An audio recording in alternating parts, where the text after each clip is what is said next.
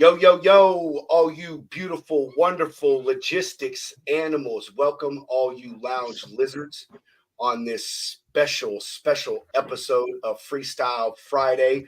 Y'all see, we've already got a full panel assembled here. Our premier guest, though, will be Dev with Dispatch Ninja. They're going to run us through this amazing little tool that they've got that they put together here and give you some information about how that works. But before we get to that, we're going to give some love to our sponsors, lanerunner.com.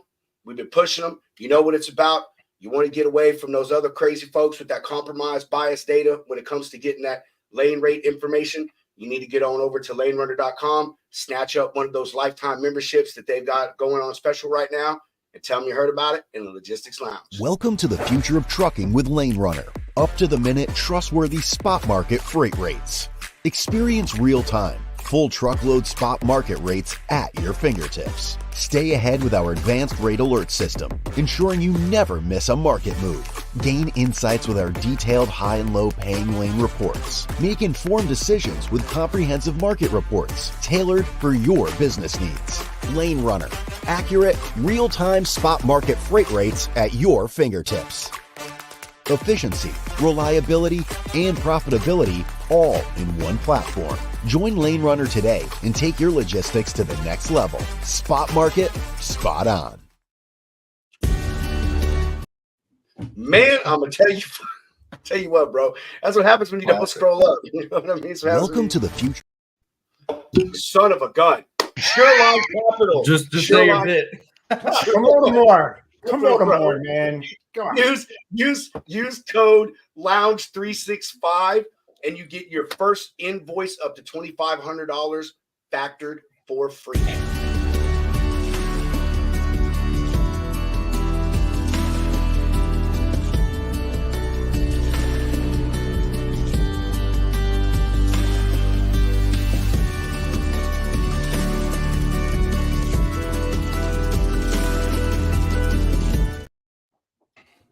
Damn, bro, but I'm freaking two beers in. You swear to gosh, I done down half a freaking can, bro.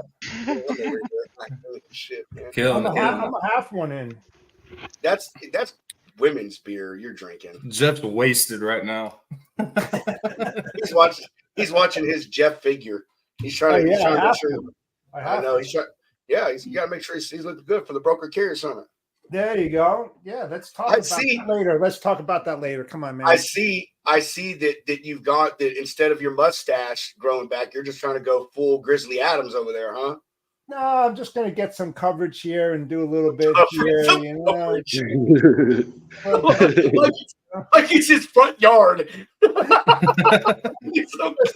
just got to put a little bit more seed down, a little water. You know, little TLC. That's it, man. Yep. It's part of landscaping, you know. God, we're not gonna get into that shit. Can't disclose that just yet. We're gonna stop. Man, son of a man, these are some strong beers, bro. Anyway,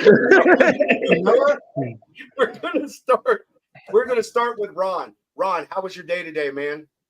Oh man, it was pretty cool. Other than the weather, man, I'm ready to see the sun again. You know, that's the only part that really kind of sucks. But I mean, yeah, trucking a little slow, but you know, I got these other little hustles over here on twerking. So you know, God is good, man. I'm not gonna complain, bro. I'll be back on the rig eventually.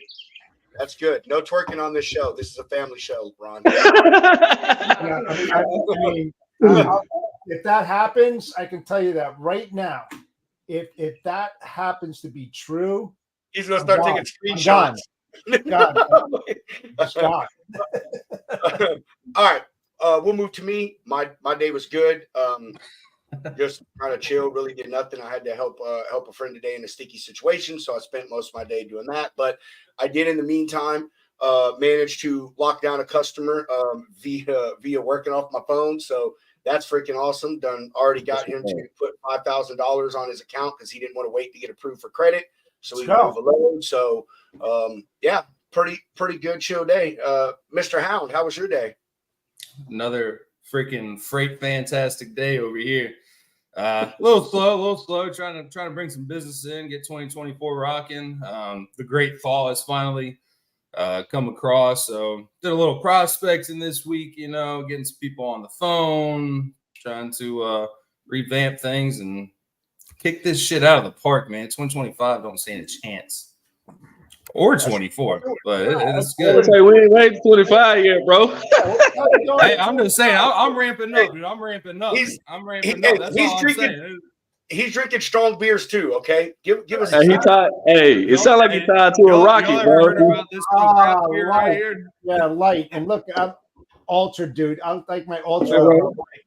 Hey, Hunter, we on the same business, bro. We on the same business, bro. Yeah, He gets it. He gets it. Hey, Yeah, we on the same time. lift up your Y'all need Miller. to drink. Come on, Y'all lift up need to your drink Miller. some man beer. Oh. Some man beer. Tony, Mr. Tony, how are you, my friend? First time on the show. What is that? The first time caller or first time listener? First time caller.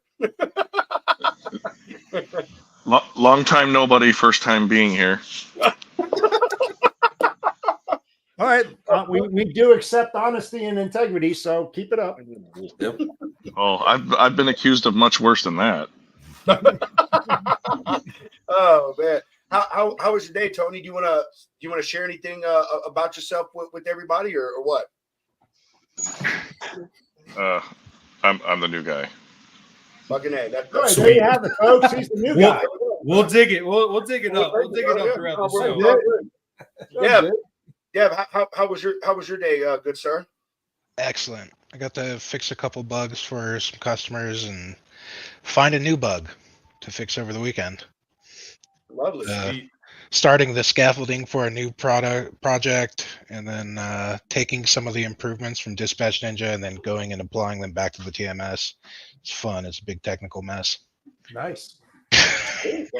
Cool. Well, I mean, hey, you say that, but you know, obviously, you love it, brother. So I'm sure he makes it sound bad to us, but he's sitting over there with a smile on his face, like I can't wait for this weekend. It's gonna be so much. True. Pretty much Michael again, first time listener, first time caller. Welcome to the show, my friend. How's it going? Man, it is fantastic. How are you doing? How's traffic going around the ATL there? It's all right. It's as good as it gets. Yeah. I'm just enjoying the nice gray weather. It's raining out. A lot of traffic. Atlanta's never looked better. That's funny. How much further you got to the house? Down here, Industrial Avenue down that way? What'd you say? I'm sorry. Are you down near Industrial Way? Near the airport? No, I'm in Marietta right now. I just got around the Atlanta bypass. There you go. But by the way, my name's Mike. I'm an owner-operator. I own Tega Logistics. I've been operating for a little over 6 months now, so I'm fresh to the game, but I feel like I've been doing this a lot longer than I should have. Yeah. Nice. I want to say You're funny as hell with that Atlanta bypass comment. Yeah. I want to say that maybe, I don't know if you and I follow each other, but I recognize the name of your company, Michael. So I'm gonna look. You do? Yeah. Huh? Maybe you have, yeah. Yeah, I do, man. I mean, it's an original name, and I do. I recognize it. So hell, I don't know. Maybe we've even done freaking business out of it for a while. I don't know. Probably. I don't know. I got a question for you. Where do you operate? Let the audience know. Where do you operate? I operate in the whole lower 48, but most of the time in the Midwest and the Southeast. What do you pull, Michael? A dry van, 53-foot dry van. Fucking A, sweet, bro. Hell yeah. That's what's up. Yeah, keep it sweet, keep it simple. Yeah, no doubt, man. No doubt, man. I was a refrigerated guy. I was gonna say I was a reefer guy myself, but I was like, let me use the whole word. I love reefer freight, bro. I really did. I did it up until the day I stopped driving, man. I was a reefer driver. It's a rough game. You know, those reefer drivers, man, they got a lot of balls. Anything that goes wrong, it's your head. Yeah, it is. It's something else. But I don't know it. Hey, consistent, steady freight, and it always paid well and shit. So, you know, hey, I just tried to go where the money was.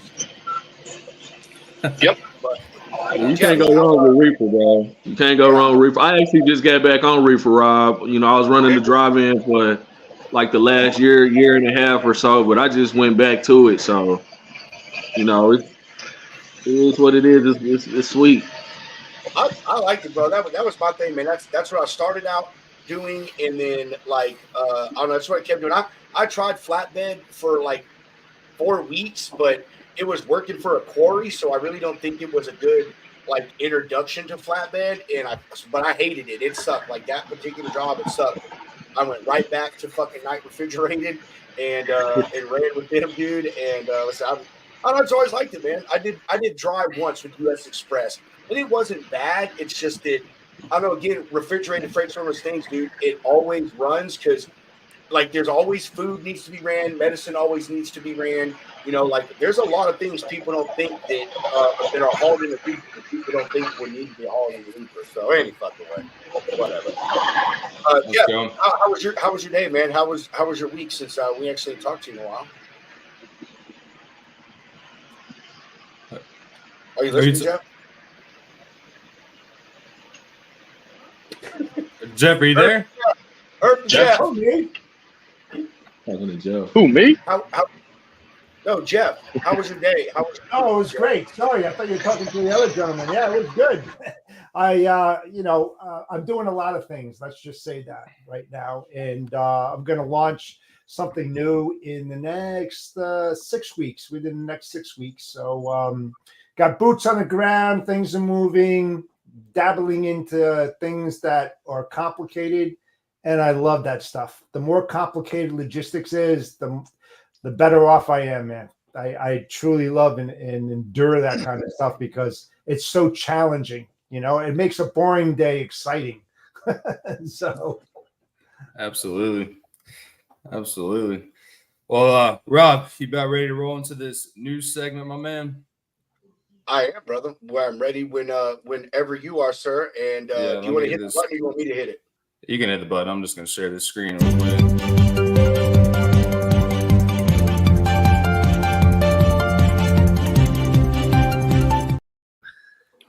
Alrighty, fellas. I'm sure y'all have seen through Tim Dooner and What the Truck about the ex-Slink CEO, Mr. Chris Kirchner, which got brought to my attention earlier this week. I'm not sure if y'all saw, but my aspiring goal after I get done with my brokerage days is to become a Zamboni driver.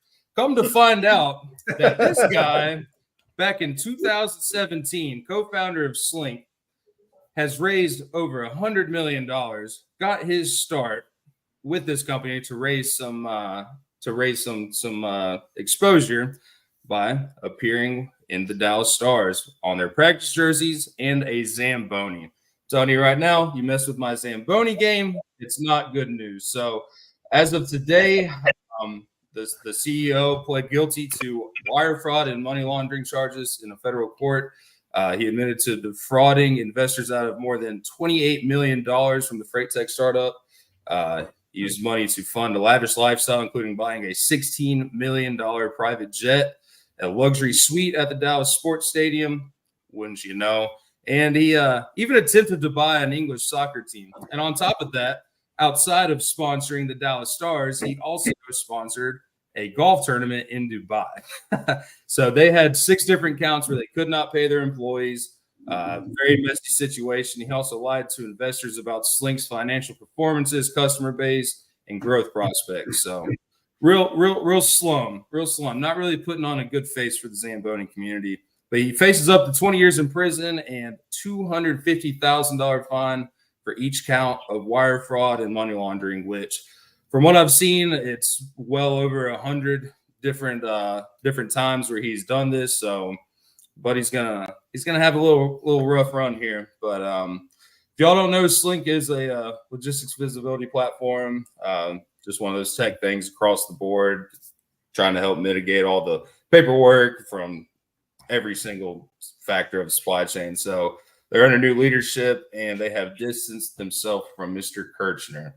But that'll definitely be an ongoing situation here. Like I said, just today he admitted to it. So that's what we got going on today. Shout out to Mr. Dooner for getting me involved in this, because I personally love stuff like this, dude. Like it is just because it never baffles me how stupid people are. that they Yeah. think they get away with something. It's like, I mean, dude, the saying is just true. Like, you never get away with it. You know what I mean? Never. You know what I'm saying? And here's the thing: if you're going to get away with it, dude, take like small amounts or something. I mean, don't go out buying mansions and private fucking jets. Dude, yeah, it says right here they fundraised $60 million. He went and spent $16 million of that on a new Gulfstream. What a jerk. Unbelievable. That's a good guy. It's a good guy. I bet he had a lot of fun. I mean, you know, if you're gonna go out on a wild streak there. But hey, I tell you, you know where else he's gonna have a lot of fun at? Prison. And that's right. And not for the reason or he won't. Got that right. You got better that right. You better hope they put him in a minimum security white collar crime prison, boy. Yeah. He's gonna be, hey, as they say, he's gonna be popular. Oh yeah. He'll be popping. Yeah, he's going to do a lot of things. You know, reduce his time in jail by bending over backwards and you know, make a lot of friends. Forward. All right. All right. Well, guys, all of y'all, welcome for joining in on the show today. Everybody watching, our special guest today is Dev with Dispatch Ninja. He's got some really cool tech that he's working on to help just make the lives of dispatchers easier, integrating with DAT, Truck Stop. And so without further ado,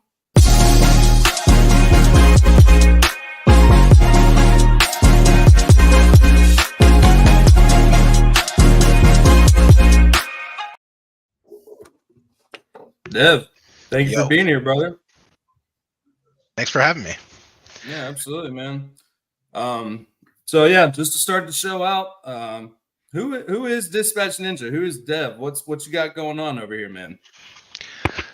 So, I work in an office with two other companies, which is Evergreen Shippers, our brokerage, and our trucking company, which is Inland Transport. And I've worked at the brokerage, and I ended up making a carrier packet for them, and then I ended up leaving and doing something else. And I always just loved this family that created these companies. And I came back as a dispatcher, and I knew I was just going to be making software, but I didn't know what it was going to be. And the first opportunity was I found at Day One, which is the way we were dispatching off the load boards. And basically, it takes a lot of time to just suss out one load and then call the broker, be prepared, and be able to focus on that call without trying to calculate with your calculator and pull up a map. And I've actually seen other dispatchers where they call the broker first, and then while the phone's ringing, they're looking up the maps and trying to figure out if they could even take this load. So that is just not good for anybody. And I feel like if we can make dispatchers more efficient, we can just make life better for truckers as well.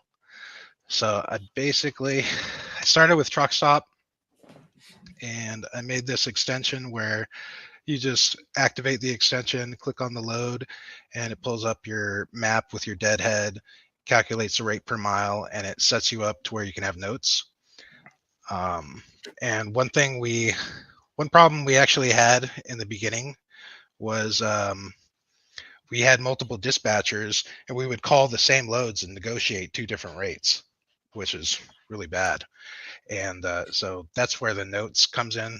You can just put any note on any load, and next time a dispatcher clicks on that load off the load board, they'll see that note. You can make a rate update, and next time a dispatcher pulls up this load on the board, they'll see the note and the rate update.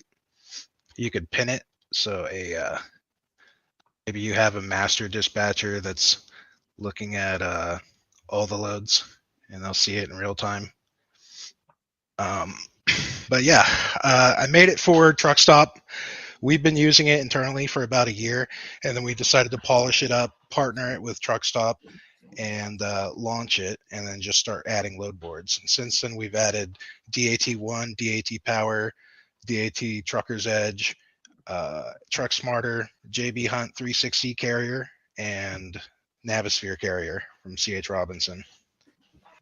And it's going pretty good so far. Sweet. So seems like you're making some pretty big strides there, man. I know you said you've been working on it. Do you have a plan for a launch date to kind of get it out there in front of the masses, or? So I feel like I'm continuously launching. And to be honest, man, I wish I would have just put this in the Chrome store immediately, as fast as possible. I should have known that, but I didn't. I guess I slept on it for about a year and added a bunch of stuff that some people are just not using. Like there's lots of dispatchers where it's just one guy, or it's the wife at home, so they're not using like all the team features. But we don't have a specific launch date. We don't even know if or when we're going to start charging for it. But right now it's completely free. We don't take credit cards or anything. Gotcha. So where can so you just go to dispatch.ninja, correct? Yeah, it's dispatch.ninja, or if you're over 40, it's getdispatchninja.com. Over 40. Because people are not used to the .ninja TLD. Shit, what happens when you're over 50 or maybe 60?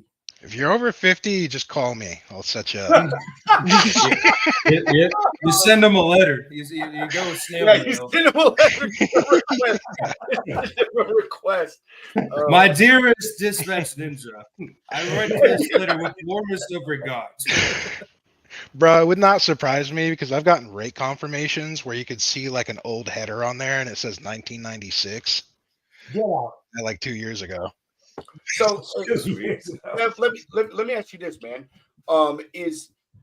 Does this do any? I mean, does this do additional functions? You know, like can you put in here? You know, hey, the load was booked, and then like add documents. I mean, I know it's not a TMS, but like, are there any additional features to this thing? You know, that make it an additional asset beyond what you've just shown us in a few minutes here. So this started as part of a TMS. And one thing is that, you book a load that's out of let's find a good example. You book a load out of Kansas City, and then you get the rate con and it's out of Harrisonville. Yeah. Or something like that. So these do not translate to something I would book into a TMS very well. We could maybe assign it to a trucker. We're kind of looking for opportunities to do that, but we don't want this to be something that's going to replace parts of your system. So it actually takes a lot of friction and time to integrate to just use. So it's sort of like its standalone thing. It has a 7-day history. It's kind of for dispatching right now. Like I got to find a load right now. I got to get it right now. This is just to help you do that really quickly. Because the notes and everything, it's not super important days after the load's been done. I suppose the notes could go on. We could make it to where that goes onto the load, but I'm sort of waiting for someone to ask for an integration on that. I think the beyond 7-day history would be cool. And I mean, maybe for the notes, depending on what the notes are, but just for like internal data reference, you know what I mean? A lot of carriers, they're like, man, I could have swore I ran this load 2 months ago for X amount of dollars, and I know the lane rate's the same. I think it would be kind of cool to go back further and look, hey, what did I possibly book this load at? In the notes, the shipper took 4 fucking hours to load me, or the receiver, I had to call them 2 hours before I got there, because I say that because, I mean, although I'm not one of these brokers, there's brokers that do the stuff like you said, it come out of Harrisonville, that would be something someone could see, or, they didn't tell you certain information, the broker forgot to post something. That's the LQT special right there. Yeah, it is. Oh my! They teach you to do that. Bro. Do not put it out 150 miles. On that shit. Okay. No, it's not. Don't, man. That's my biggest pet peeve when I was a carrier. I would hang the fuck up on you if you told me that load came within like 15 miles of where it's. I would hang the phone up. I don't give a shit. Click, bam. If you're dishonest like that right up the front, we're done. But anyway. I digress.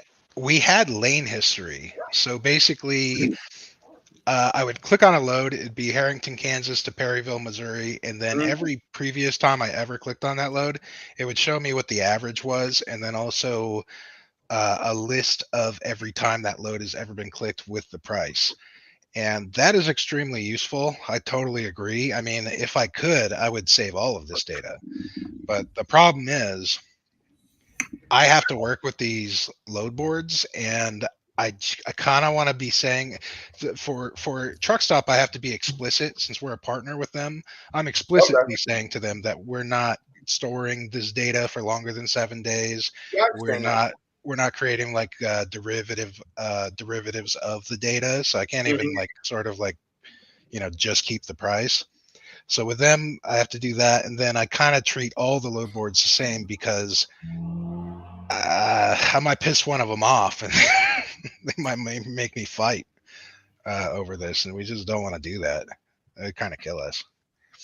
But I would love to do that with lane history. I am kind of looking for products that would lend itself to sort of like a price comparison sort of deal. I've looked at doing that with Truck Stop. We have access to that in the integration. We just haven't gotten into it yet. But I'm also looking for something that people think is better.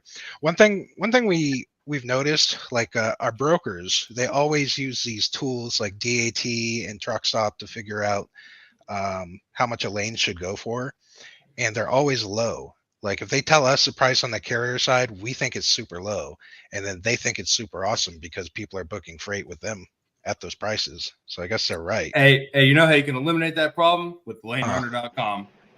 That's what I'm thinking. Because I was looking at Lane Runner last night. Dude, we'll get you in contact with the boys, man. Make something shake here, because I mean it is beneficial to both sides. And like Rob's been using it, I've been using it, and man, it is like spot on. Like you don't have egg on your face, because there's nothing worse than like a broker winning a load for too little money and then everybody loses except for the shipper. They like that, but we don't need that to happen. So if we're going to come back to some regulation here, man, I think lanerunner.com is going to be a big player in the game here shortly. Yeah, we got to get more people online with, keeping it in check, because there's a lot of people that just don't know what they're doing. There's some people that just don't care. Yeah. So it's nice to have something solid. You ain't lying there. So I know we were talking about single users. Do you have an option for single users, or I mean, like, would that just not make sense for them to use it? Or no. Single users can log in. They just don't need to add anybody to add a new user. You just go to settings and then create a new user, and it will send them an email invite. And when they follow that, and sign up, they'll be tagged to your account. Cool. Hey, LaRon, what do you guys use? Man, I use everything that I can. No, I'm just playing. My wife, she compiles all our data for us pretty much. She, keeps up with all our, what we've done stuff for. I mean, a lot of the difference between my setup and a lot of other carriers is I run for the same people over and over and over and over and over again. I'm in the same lane over and over and over again. So it's a little bit easier for us to, collect our data and make sure, everything is kind of on the up and up and stuff like that than it is for a lot of other carriers. So, a lot of these tools, I'm not saying that they're not great tools, because I think that they are great tools. It's just with the radius that I run in and the customers that I haul for and stuff like that, it's just a hell of a lot easier for me to keep up with, what's going on and keeping things to date and stuff like that. Because I'm in a 3-state area. So LaRon, hey LaRon, can you give Dev a lane you run right now? I mean, like, and so he can like pull it up and show how it works live time. Yeah, you talking about like a lane that I run? Yeah. Just like, hey, Dev, are you willing to do that? Yeah. Fuck yeah, dude. Oh, Yeah. So, is it? Ron ain't gonna give up his lanes. What's the equipment? hey, okay, so we do both reefer and drive in. One of the hottest lanes I run is Joplin, Missouri to Little Rock, Arkansas. That's not my hottest lane, but that's probably one of my hotter lanes. That's one of them that I frequent quite a bit, multiple times a week, quite a few times in the month and stuff like that. So we can start there. I ain't gonna give my other one up though, because I don't want folks be taking these beans and running with them, bro. We're writing it down. So I'm trying to tell you, they be jotting them little notes down, and next thing you know, I got everybody trying to come over here and do what I'm doing. But that's kind of like and Rob knows this, man. I'm in the tri-state area, and one of the states that's part of my tri-state package, I actually don't only run it. I run a small portion of that state, and I don't do it very often.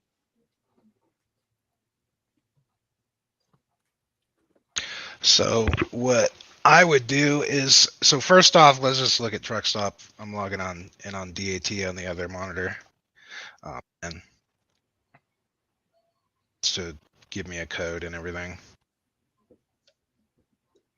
Probably although I know it's for security purposes, man. I'll tell you what. Sometimes I'll be getting sick and tired of this fucking 2FA, 3FA, 4FA.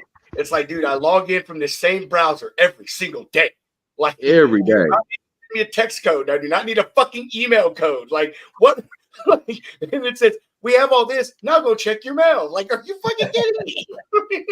Yeah, and I get sick and tired of that too, man. I feel like every other day I'm having to, chase these codes and stuff, send new codes and stuff. And I get it. They are trying to, keep stuff secure, but it's like, man, you don't remember me from 48 hours ago? Yeah, like, what's going on? For real, bro. Oh my God, shit drives me crazy, man. Dude, a lot of that stuff is just because people will not fix their passwords. They're using the same password everywhere.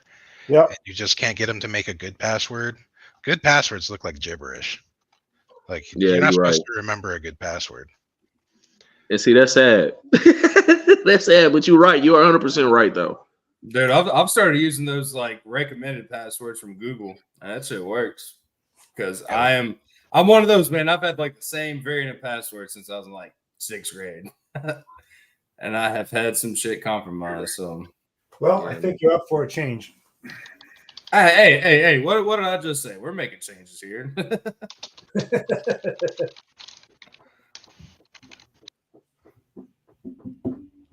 It's Hunter's password 1234. If y'all are wondering, it's it's pretty heavy duty. Yeah, it's C123.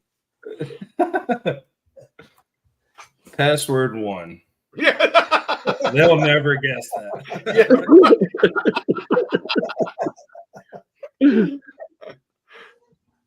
Luckily, I got a great wife, man. She does it all for me, man. So, she keeps everything kind of encrypted. But if it was up to me, man, it'd be like my name and my birthday. LaRon, but thank God Elise does it, because LaRon be like, the fuck do you mean I just bought a Maserati?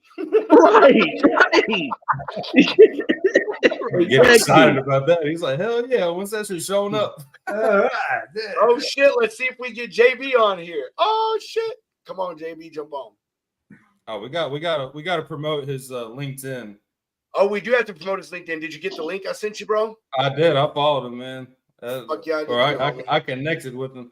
Jeff, we're gonna get you in contact with this guy. We're gonna boost him up big time. We do. We got to get him some love on LinkedIn. We're bringing drivers to the dark side, bro. Hey, no, dude. You know what we're doing? We're bringing drivers to the light. That's what we're doing. There you go. Not saying that we're going to reverse. Not saying that we're going to change their mind and make them think like brokers. But, dude, I'm telling you, man. I'm talking to this guy right now in my Facebook group, and he's a carrier, a shipper, and a fucking broker. And he said the worst thing that ever happened to the trucking side of the industry was social media when it comes to information. He said because anybody can say anything, and nobody has to be held accountable. And he's like, in half of them, he said, don't even come close to the word professional. No, I'll say nobody does their research. People will see a blue check mark next to someone's name or somebody with 1,000 million followers. They're like, oh, that must be right. That's my thought now. And it's just and I tell you, I have learned so much from being on LinkedIn and have connected with just, dude, like so many people, bro. And you're not limited. Like on Facebook, it's about like friendship stuff. Man, LinkedIn is about business. If you're a business owner, where do you want to be? The personal fucking social media or the professional social media where there's CEOs of Fortune 100 companies and, the biggest motivational speakers and all this stuff? Like, man, come on, man. I mean, that's a no-brainer right there. Hey, although we are anti-Facebook at the moment, Facebook can be good for some prospects. And like, you want to know what baseball team buddy likes? Facebook. I mean, I'm not saying like it's just horrible for everything. I mean, I'm just saying like, like carriers only see Facebook, and it's primarily carriers and the brokers that are on there. All they're ever doing is talking shit to carriers. They're very rarely having a good conversation, because on LinkedIn, I think people are more careful of the things they say because they're attached to their company and their company's brand and their brand. And so I think people are a little bit more, hey, let me be a little bit more professional and act like I have some freaking sense to myself when I go to talk to someone. So yeah. But we do got to pump JB. Well, hey, you got to come over too. But all I'm gonna say, if Zuckerberg's listening, Zuckerberg, I'm ready, dude. I'll pay for that. I'll see that fight. Yeah, I'm saying. He is a badass, bro. I've seen his training videos. I will say, bro. Man. I want he finally got tired of getting his ass kicked for his lunch money. Shit, him and Steven Seagal are on the call out list right now. So if all you fools are listening, find me in Nashville, Tennessee. Oh my God. We'll put him up against Joe. Jiu-Jitsu. All right, let's get back on track here. Yeah, Dev, sorry, what you showing that, us here, bro? Well, I don't see very good loads. I know I would end up just calling these. One thing I did on one of these is I sent an email right here. I sent an email to this guy asking about the load. It'd be cool if there was like a form that he could fill out, but we got these one-click emails. Yeah. Oh shit. Hey, are you trying to implement like an AI call feature, brother? Is that something on your radar? We're not adding AI yet, and if we do add AI, it's probably not going to be a large language model. Yeah. It's probably going to be something just more mathematical about maybe the ordering of the loads, but we're just trying to make it easier to use the information on the load board, because if you go to this load and you are going to look at this load, you're going to pull it up on the map and calculate the rate per mile if there was with your driver's deadhead, if there was a rate in here. And this just does it for you. It makes it easy. And you go through like if you're trying to load like 20 different trucks, you're going to write lots of different notes, and if you didn't write them down exactly, you might get mixed up. I'm kind of bad with pen and paper. I just kind of jot anything anywhere, so I would get lost a lot. So it holds your notes. It's just practical, man. It's not a magical thing that we're doing. No, I'm interested in it, man. Like I said, when I went earlier and I signed up for it, and it was like, hey, add the extension, and then I added it, and I was like, I looked at it and I was like, man, I don't even know how this, like, if this even pertains to me. Like, I get it's called Dispatch Ninja, but dude, hey, I was like, oh, let me see what it is. Hey, I'm all about anything that'll make my fucking job easier. Yeah, that's because the broker side of the load board doesn't have this. Yeah. And that's pretty much it. I think we need to make that a little clearer. Maybe we need to take an MC number or DOT number when we on sign up, so we can tell them. I don't know, man. Hey, honestly, that's a great idea, but it wasn't that. I just you and Hunter met on Discord, and Hunter, I was like, dude, like, what does he do and stuff? I was like, his name's Dispatch Ninja. I was like, what is he, just a fucking kick-ass dispatcher? Like, I don't get it. So yeah, I was trying to figure you out, brother. That's all it was. I just wasn't clear on what it was. And then when I did it, I was like, oh, like, okay, I'm gonna have to wait for him to come on the show so he can explain it to me. So I was accused of being a kick-ass dispatcher while using this. Yeah. And dispatching 20 trucks by myself. Shit. And before we had Dispatch Ninja, we needed 2 dispatchers. And then we got rid of one of them because there was like he needed to get a green card. And I don't know. He wasn't working out. There was lots of strange things about it, and we were sort of not in a good legal spot. So they got rid of him, and then at that time we had like the bare bones of Dispatch Ninja, and it just made it to where I could do the whole job. And, There you go. And we have another guy. He owns 3 of the trucks. He's a family member, so he is usually dispatching his own trucks. And I knew, I kind of think that the time we decided to wrap this up into its own project and take it out of the TMS and make it its own thing, it was because Truck Stop changed something on their load board, and it broke the extension for a whole day. And by the way, that will happen. Like eventually DAT and Truck Stop, they're going to change something that breaks the extension. Then I got to fix it. But it broke for a whole day, and he was sitting there like I could just hear him, and he's just like, "This sucks." And this guy, he's Russian. He is not the type of guy that's just going to be like, "Oh yeah, it's good," when he doesn't really like it.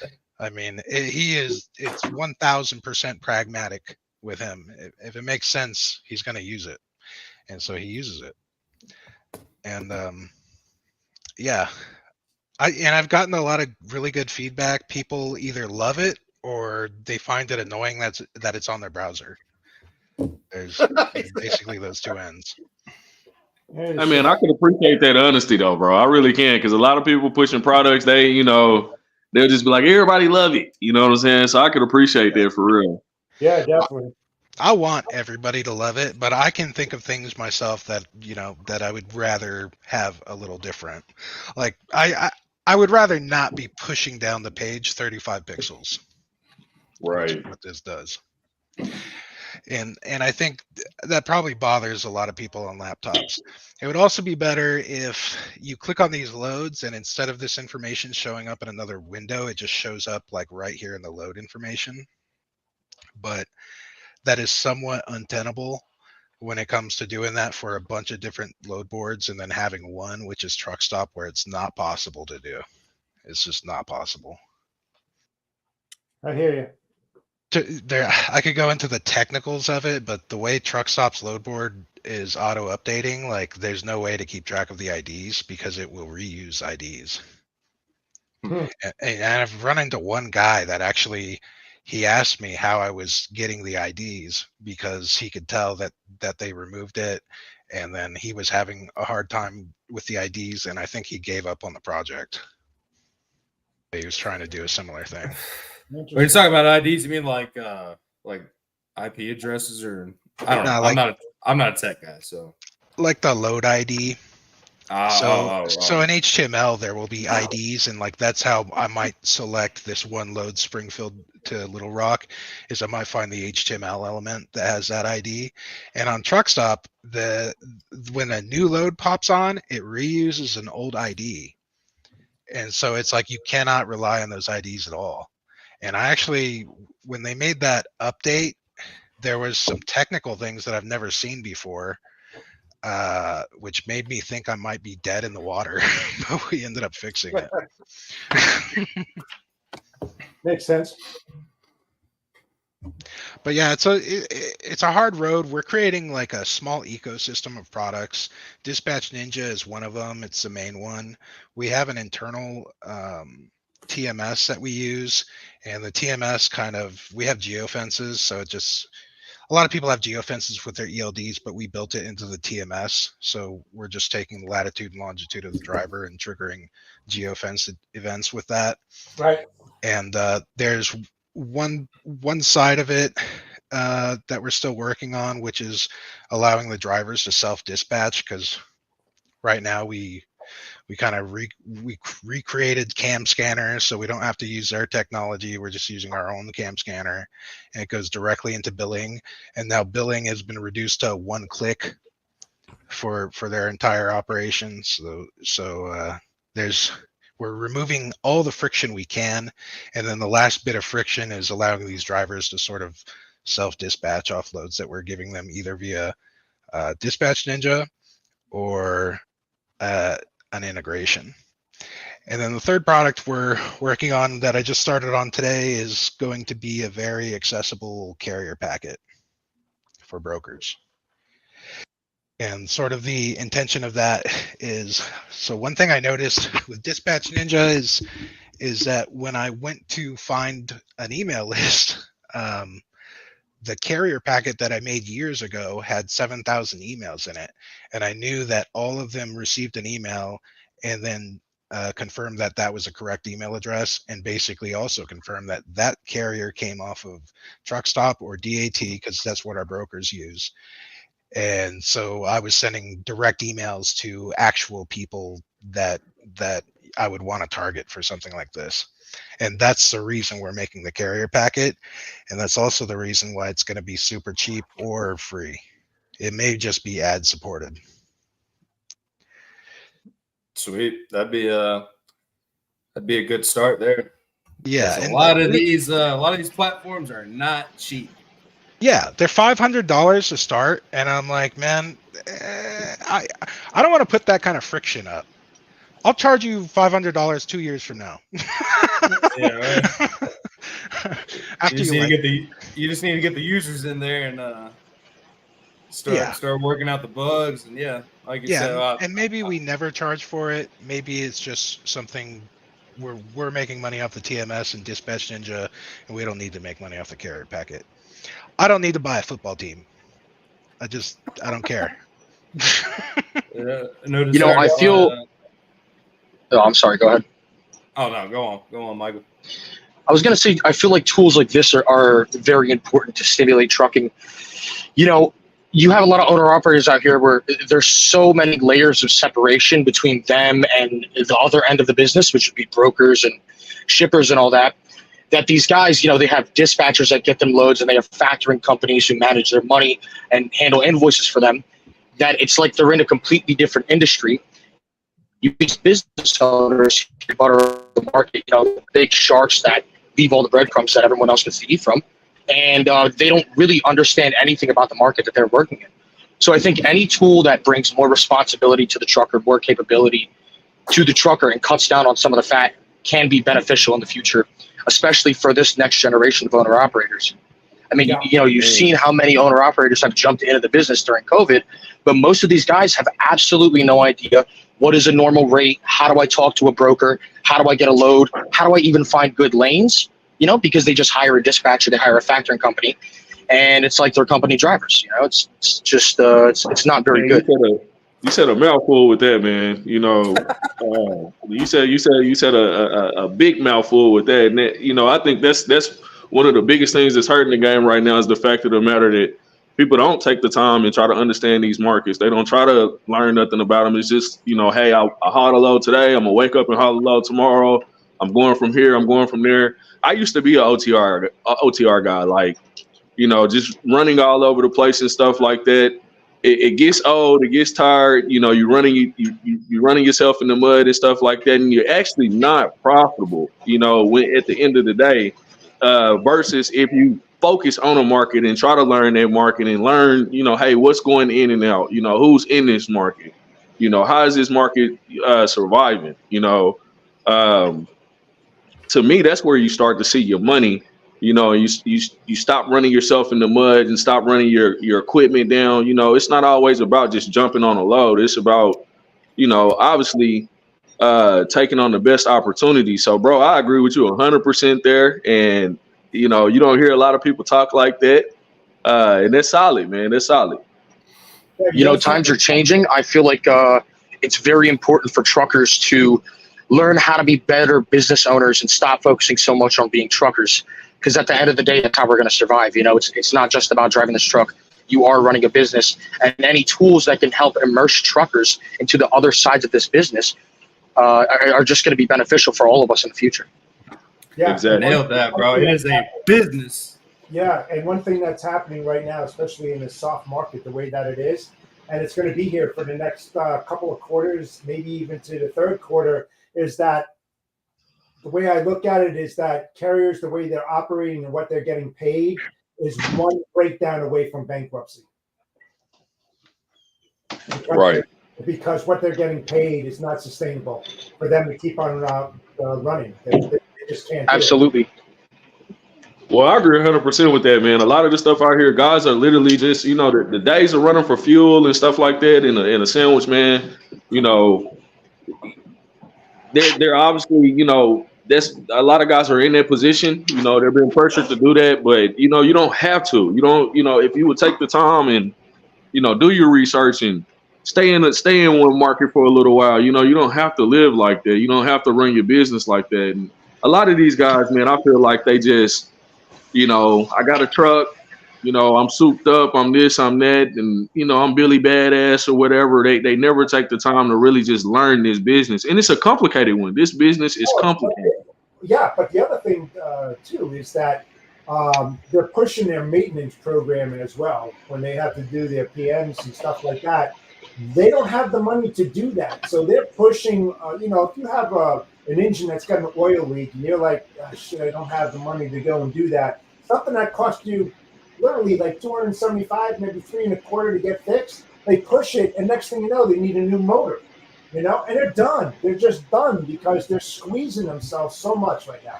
They really are. Facts.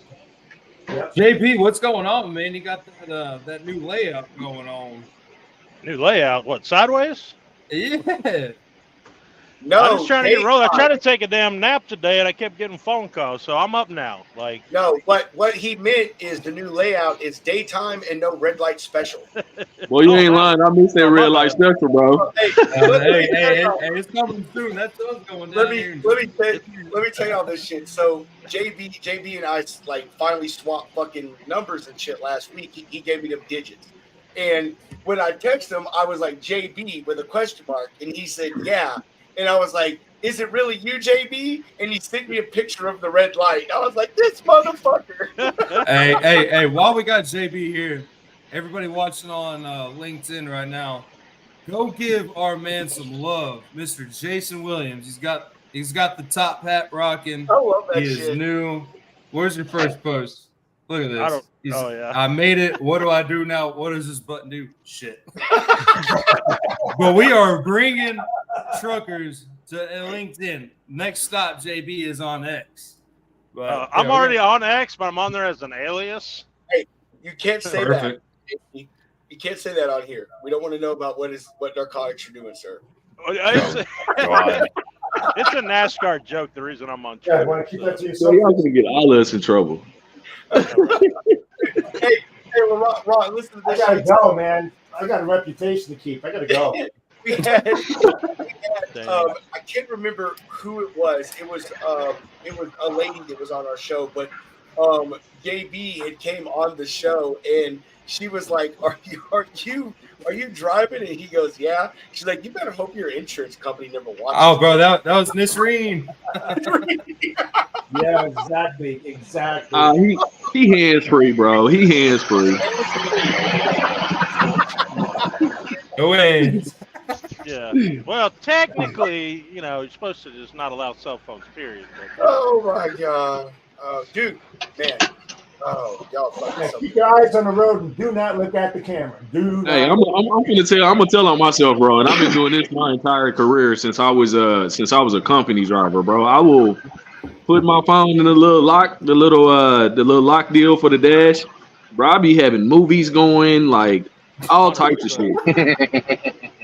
You know what I'm saying? Like, Jeff, going off what you said earlier, the market really is terrible right now, but I believe that it needs to be terrible. And I know that sounds like a crazy thing to say, but there are too many chickens in the coop and there's not enough corn. Everybody got excited because every other coop in every other country, all they were eating was crappy grains that fell on the ground. Come to America, oh, they're eating corn, they're eating grubs. Now there's too many, now nobody's eating. It's just a sad reality of how this market works. Well, and you know something happens every year. It's called cleansing. And what happened was, when they had the pandemic, everybody jumped on board because there was money to be made. The problem is that they didn't budget themselves over that time period for the future. And now the future's here, and they don't have the money because they thought it was going to be plentiful. And now you're seeing the mass exodus. I mean, yeah, it's going to happen more. There's going to be more M&As out there. There's going to be more bankruptcies. There's just so much stuff that's going on. I mean, we figure this is going to go on for the next 2 quarters at least. You're going to see some more exodus for sure. I'm glad. Absolutely. I'm glad you brought that up, Michael. Do you go by Mike? Can we call you Mike? Doesn't matter to me.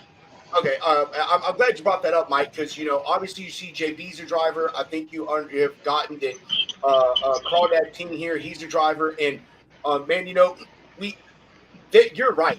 This market, I've called it the Great Market Reset. That's what it's been. All of 2023, Yep. And to the point we're at now, it is a great market reset. This industry, if you've been in this long enough, it has ebbs and flows, man. Sometimes it swings in the broker's direction. Sometimes it swings in the carriers. And no matter how much no one wants to hear this, the carriers did this shit to themselves. COVID came around. They took extreme advantage of the situation. Brokers did too.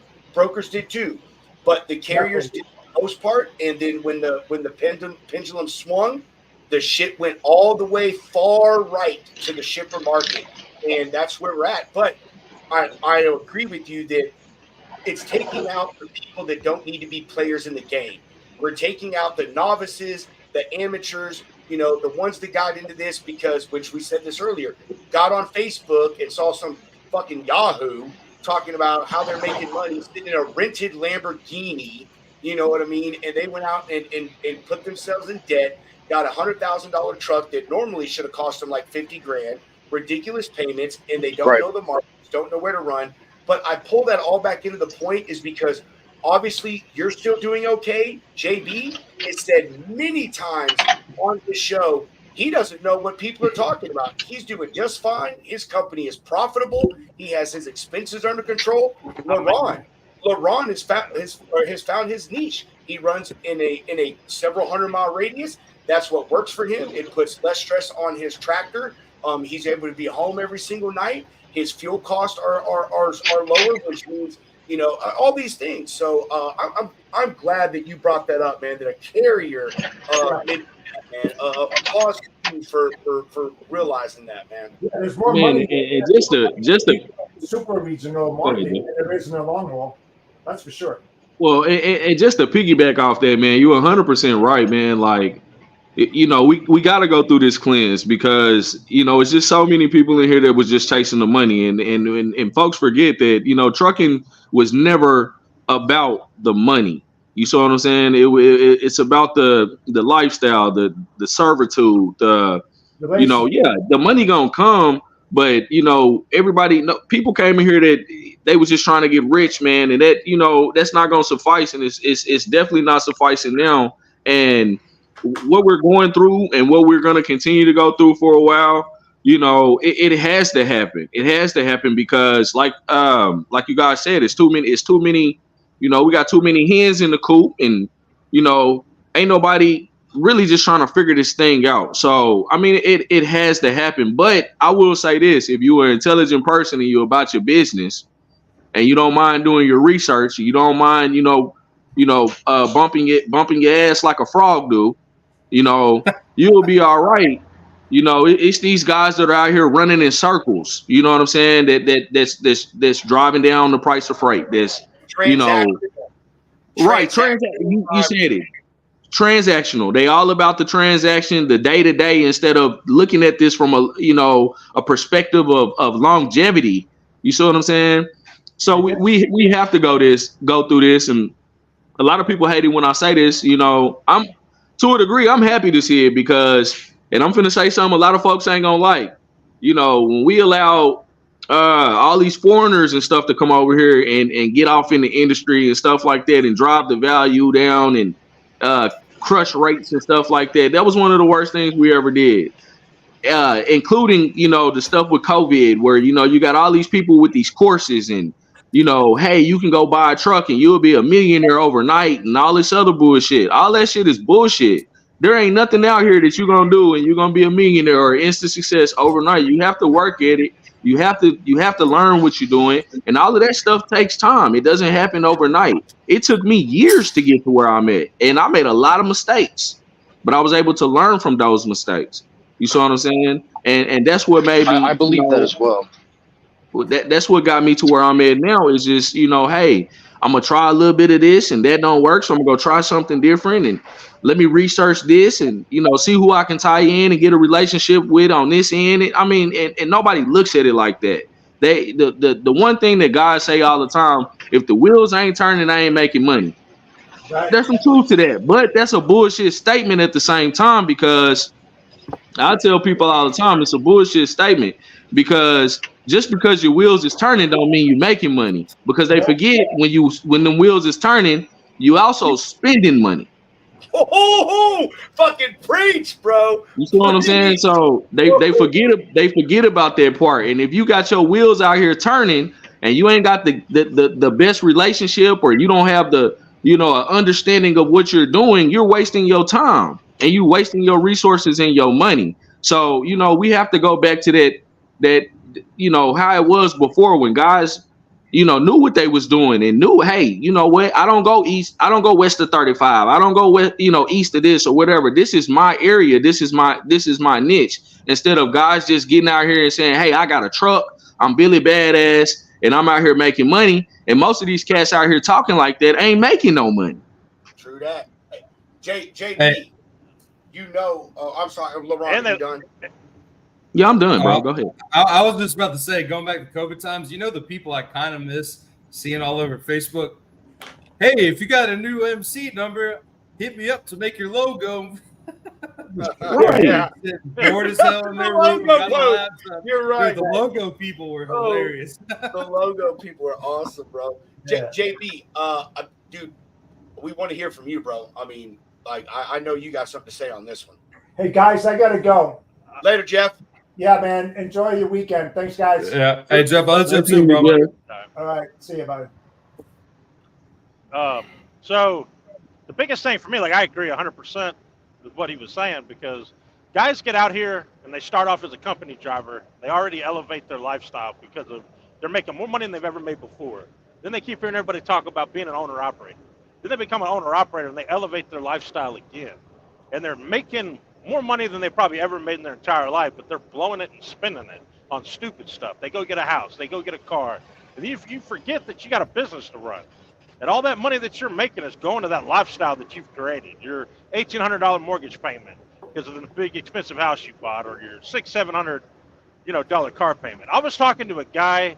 I know a guy that's working a hurricane lease purchase right now, and he's got like a $1,800 house payment, maybe. I don't remember exactly, but he's got two vehicles and he's paying $1,900 a month for two expensive ass vehicles that he's upside down in both. It's mistakes like that out here that get you in the hole and you don't even realize it. Getting in, I made a mistake a long time ago at getting in with a payday loan place. I still have one to this day. I'm still trying to get paid off. But I got in that trap where, I started running low on money, and one bad thing after another happened, and them people are right there to, hey man, let me let you borrow $25,000, or I'll give you $60,000, or I'll give you $80,000. And they call you all day long. You get roped into that stuff, and then you end up with $1,400 weekly payment every single week. That's why these guys are getting out here. They're breaking down. They don't have the money. They're charging them credit cards. They're getting a loan they can't afford. And they're out here just working for pennies, and they can't ever go home. Right. They got to get out here and save their money. Well, and While that's that is the thing, true, and you're 100% right, JB. What I would tell guys, though, first of all, man, orchestrate your deals to your benefit in the beginning. And then the other thing is, man, learn how to say no. Learn how to sit your ass down. Learn how to sit your ass down. You see what I'm saying? And if the money's good, go get the money. If it's not good, take your ass to the house. And if you can't afford to go home, you ain't got no business being in this industry. Yeah. Well, a lot of people Well, got to all that humble is themselves. true. A lot of people got to I'm humble themselves. You know, everybody was like, "Oh man, you know, all the rates were so good, $3 or $4 a mile." Be like, "I ain't going nowhere for that." Well, where are you gonna get it? Because I ain't Facts. seen it. Where's it at? So what are you gonna Yeah. do? You gonna work, or are you gonna just sit there with your hands behind your back? You know, you can't afford Yeah. to do it, so get out there and work. Look, I make 6,000 to 7,000 a week gross pulling Warner's trailers. Like, that's good money, and there's enough left over for me to put some away. There's enough left over for me to pay my bills, and we're just gonna keep riding it out until maybe they tick back up a little bit. I still think there's room for improvement, but there's not going to be a lot of room for improvement. But in the meantime, I humbled myself, put myself in check, and went, it's okay to go pull Warner Power only. A lot of the other two, or one of the owner operators I had working for me, he still does, but it took him 3 or 4 extra months to humble himself and see what I was talking about and come over here and pull Warner. Now he's doing 6, 7K a week. Sometimes he hits 8. I haven't hit 8 here, but he has. And he's making decent money. There's nothing wrong with that. But you got to humble yourself and lower your expectations.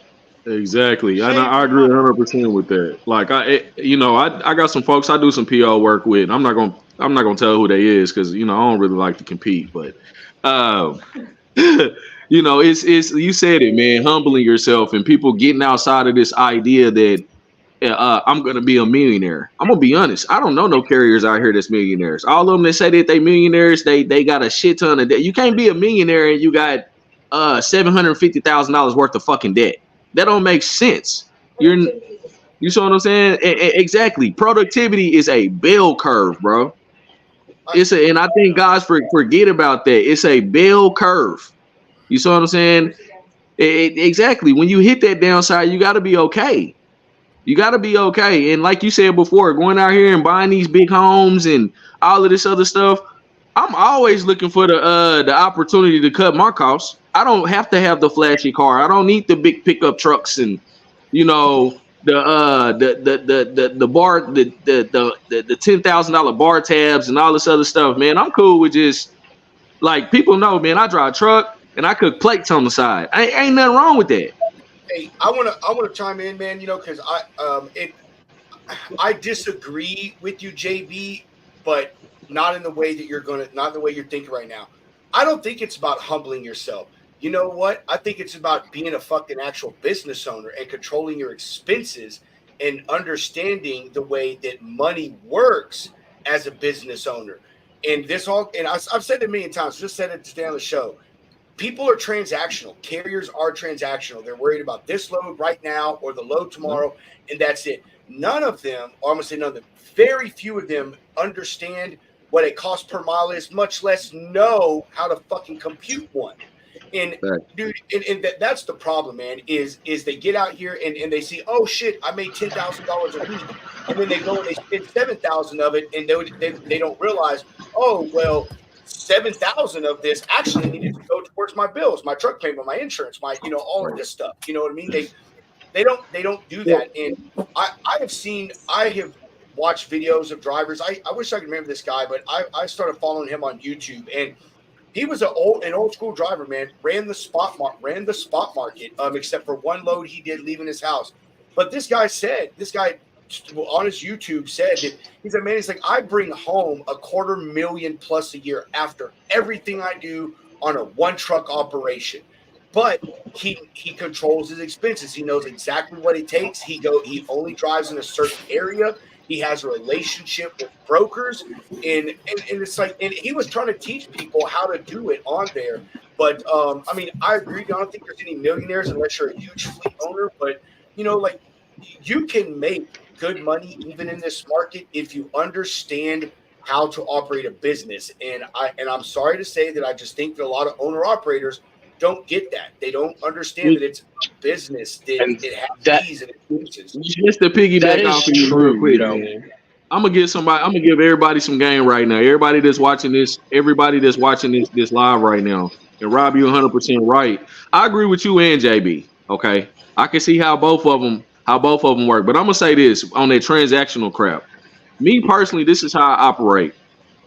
Whether you're a broker, a shipper, whatever, freight forwarder, whatever. When I come to you and I'm thinking about hauling a load for you, I see a load I'm interested in. The first thing in my mind is, can I come back and do it again? How many times can I come back and do it again? If I can only do it once, I'm gonna move on from you. I don't give a damn how much money you got in the load, because I'm out here for relationships. Because at the end of the day, I look at it like this: if I can go hit a nice little lick right now because you in a bind. You see what I'm saying? And make a bunch of money off of you. But what the hell I'm gonna do tomorrow? What I'm gonna do next week? You see what I'm saying? And a lot of guys don't think like that. They just looking for the highest paying, take advantage of some fucking body and all this other crap. And the thing of the matter is, if people would start building, and I've said this so many times on this show, if people would start trying to build relationships, you don't have to worry about the money. The money gonna come, and you don't have to be out here you don't have to be out here begging for, $3.50, $3.75, $4, $5 a mile, and all this other crap. Because consistency is where the money comes. Hey, You see what I'm saying? I wanna say, man, like I agree with you, but I also disagree with you, because I think there's money out there right now if you're running the spot market. Relationships are great, but I mean, dude, it's all about you as the driver. If you're bullshitting around and you're playing around and not getting stuff done quickly, you're stopping and doing all this stuff, and you don't know where you need to be running at, what it costs per mile to run your truck. My God, I cannot say this fucking enough. If you don't understand what it costs to operate your truck per mile, you are doing yourself the biggest disservice that you could ever do as an owner operator. But relationships are great. There's still money out there to be made if you understand the parameters that you need to operate your trucking business in. You said it, dude. Hey, anything west of I-35, I won't mess with that. Like I ain't got time for it. Like, even as a carrier, it's trash. Everything spread out. Everything spread out that way to fuel it. And see, this is what I teach my youngest when they come to me. First of all, man, look at your population concentration. That's the first thing. Second of all, look at what the fuel is in that market. Okay, I got guys, and y'all go. I teach them. I teach guys this. And it's quite a few of them. You ain't got to put no more than $400 worth of fuel in your truck at a time if you're in the right market. Control that cost. You see what I'm saying? Don't be bringing in drivers and you trying to pay them $2,000-$3,000 a week and all this. That shouldn't be a selling point. You see what I'm saying? Control your cost. And if you learn to market, like for instance, in my market, the market I live in, we got some of the cheapest fuel prices across the country. So when fuel is $6-7 on the West Coast and is a gallon and $4 on the East Coast a gallon, I'm not dealing with that. I don't have to deal with that because I'm close to Texas. That's where our fuel come from. That's a lot of people fuel come from. You see what I'm saying? Controlling those costs, like you said, and understanding that, this is what it costs for my truck to run. That is a huge factor. But also, like I said before, having those relationships. And I agree with you. If you good at what you do and you know how to negotiate and you got a mouthpiece on you, you can get the money in the spot market. But I'm gonna always tell guys, building those relationships is the way to go. Go ahead. Listen, Mike, guys, sorry. would you mind if I get a word in here real quick? I was about to say, dude, Michael's been trying to talk for like 10 minutes. So I don't want to be rude and interrupt anybody, but you guys are on a roll. It's fine. Oh, dude, no, So welcome to the lounge, man. You got to butt in. Yeah. I know it's very easy to focus on carrier-centric financial problems, right? I've met plenty of guys that run Conexes out of Florida with 2 Corvettes and a side-by-side and a brand new Harley, right? But if we're talking about today's market, there is a reality that we have to face, that while, truckers are a massive part of which way this market swings, I don't think we can blame it all on them. If you look at the market, just look at standard DAT. If you don't have these contracts, you don't have the skin in the game to land these contracts, the money just really is not there right now. I mean, you look at DAT, the average load's what, $210, $215 a mile. I would fist fight with a guy in a parking lot for a load that's $275 a mile right now. And that's even if you get paid. If you're somebody who isn't running factoring for a multitude of reasons, you're focusing on quick pay, you're focusing on what you made last month.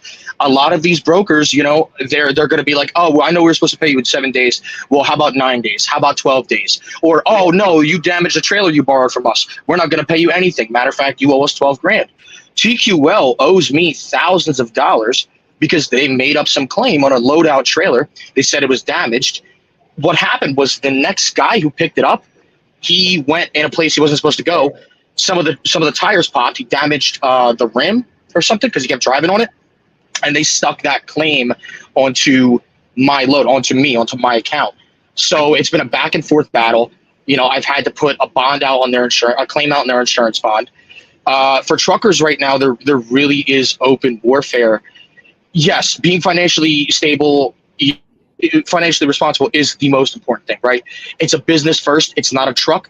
It's a piece of equipment that you use to do your job. But right now, you can be the most responsible person on earth and still not make it. It's just, you know, it's just after COVID effects. He right though. He right. I gotta agree with that, bro. Because I know some cats out here been out here for forever. That's getting burned. I hope, Laurent, I want to speak on this as a broker, man. So, Mike, I agree with you, man. I am, you know, my comment earlier about how, you know, it's the carrier's fault. For a majority of part, that is when it just comes to how the market shifted so quickly. You know what I mean? I don't mean that in the sense that it's their fault. No, that's correct. Yeah, that you're not being profitable. On the broker thing, man, I stand with you, dude. There is nothing more that pisses me off as an honest broker than these sorry sacks of shit that are out there that call themselves brokers. Because we all know, man. We all know we're gonna go look for some place to eat, right? And the wife's like, "Hey, babe, go look at the reviews." Man, you scroll through 20 fucking 5-star reviews. What's the one that you look at that you're like, the one bad one, the one that one star.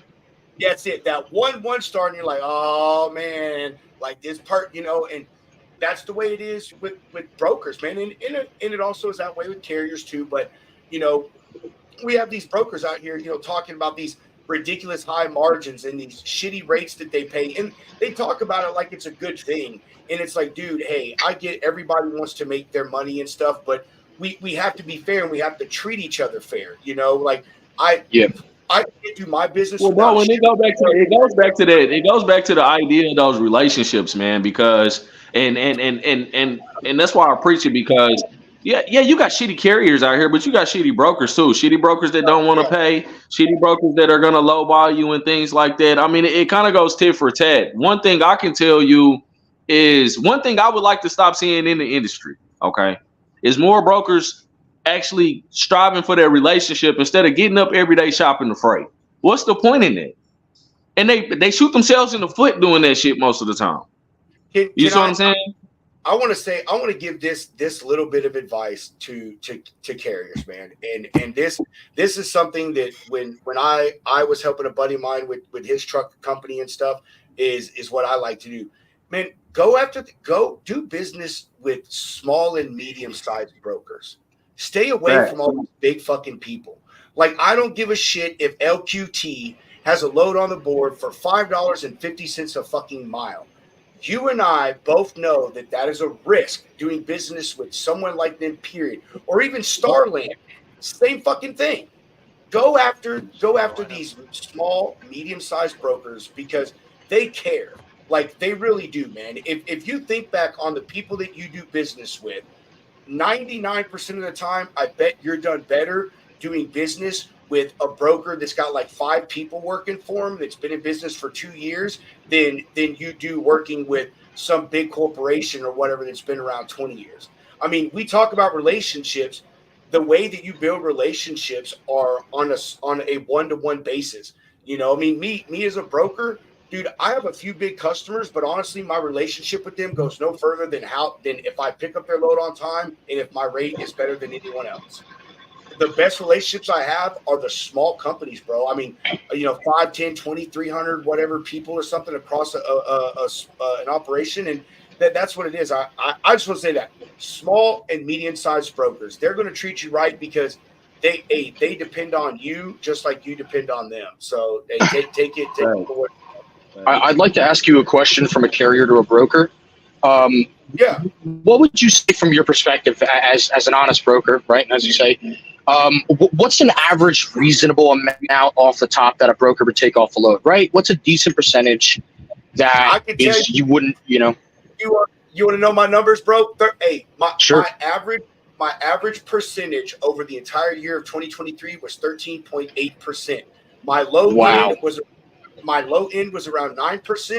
My high end was about 19%, but that's on my pharmaceutical loads.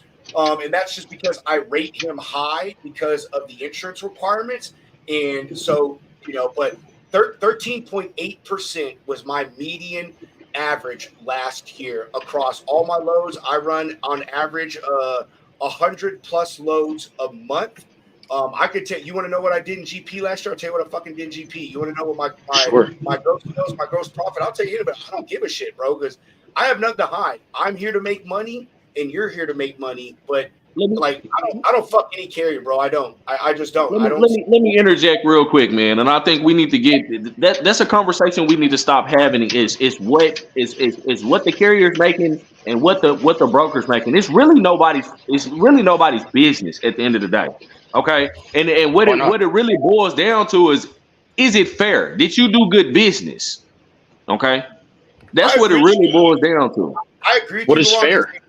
This is a business. Money comes first and foremost. So if you say it's nobody's business, I staunchly disagree, because if I find out that TQL gets a load for $5 a mile, or even like $3.20, right, and they want to pawn it off to me for $1.20, I'm sorry, TQL. What are your expenses? Your pizza party? Your iPhone?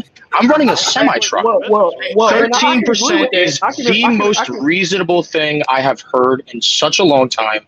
Let me tell you something, man. I haven't known you for long, but you're a good man. Who are you talking to, Mike? I'm talking to the guy who was just talking, Pedro. Pedro Potato.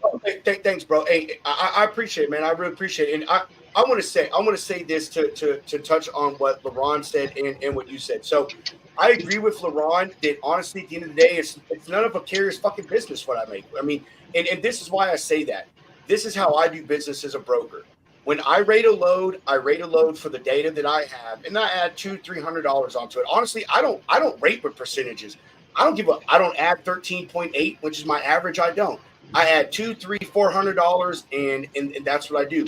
When you call me for a load, my team says, what do you need to do this load?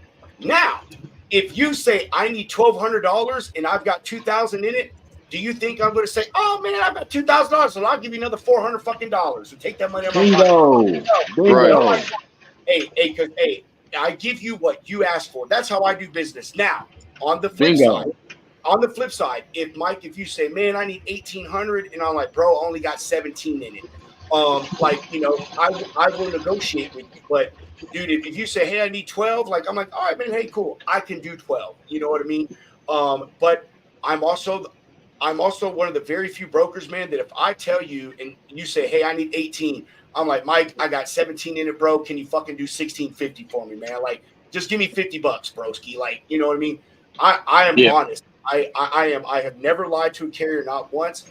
I have carriers. LeBron's one of them. I could pull a shit ton of carriers on this thing that would tell you, Rob has showed me tenders from the shipper that shows what he makes off of that load. Right. And I don't have a problem with it, and now I'll tell you this though, on the flip side, and to sound like a shitty broker, you asked me for $1,200 on a load that I got $2,000 in. Am I going to want to show you that tender? No, I'm not, because I know you as a carrier are going to be like, oh, well, I was happy with $1,200 till I found out you're going to make $800, and now I want $700 more. So it's a catch too, bro. It's a catch. It's a balance. It's a balance, and it goes back. It goes back to, and I tell people all the time, it goes back to what is fair. Okay, so if he had $2,000 in the load and you took it for 12, and you thought the 12 was fair, what are you complaining about? Obviously, you needed to do more research. But hold on though. Obviously, you needed to do more research. You needed to be more in tune with the market and the freight that you're hauling and what's going on. That's not his fault. It's your fault because you didn't know what the hell was going on.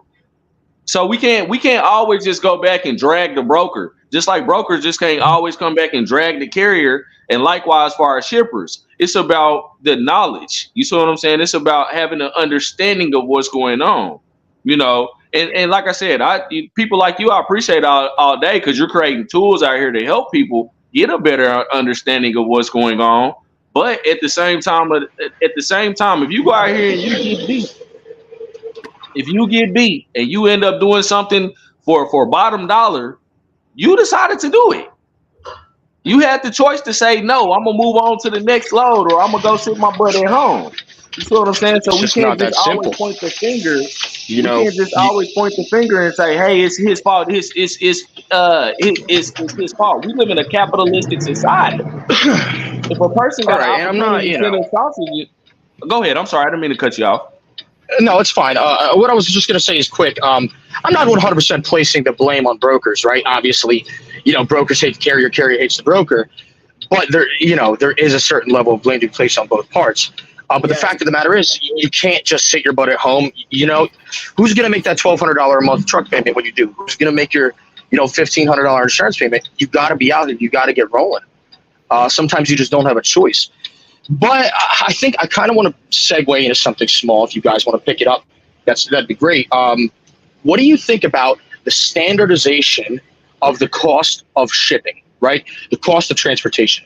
And what I mean by that is no more somebody saying, this is how much I feel this is worth, or this is how much I feel like paying. Like, it goes, okay, you're in Chicago, you're going to St. Louis, right? This is how much fuel costs. This is how heavy the wood load is. Is it hazmat? Is it reefer? Is it flatbed? And, inflation. What do you guys think about something like that?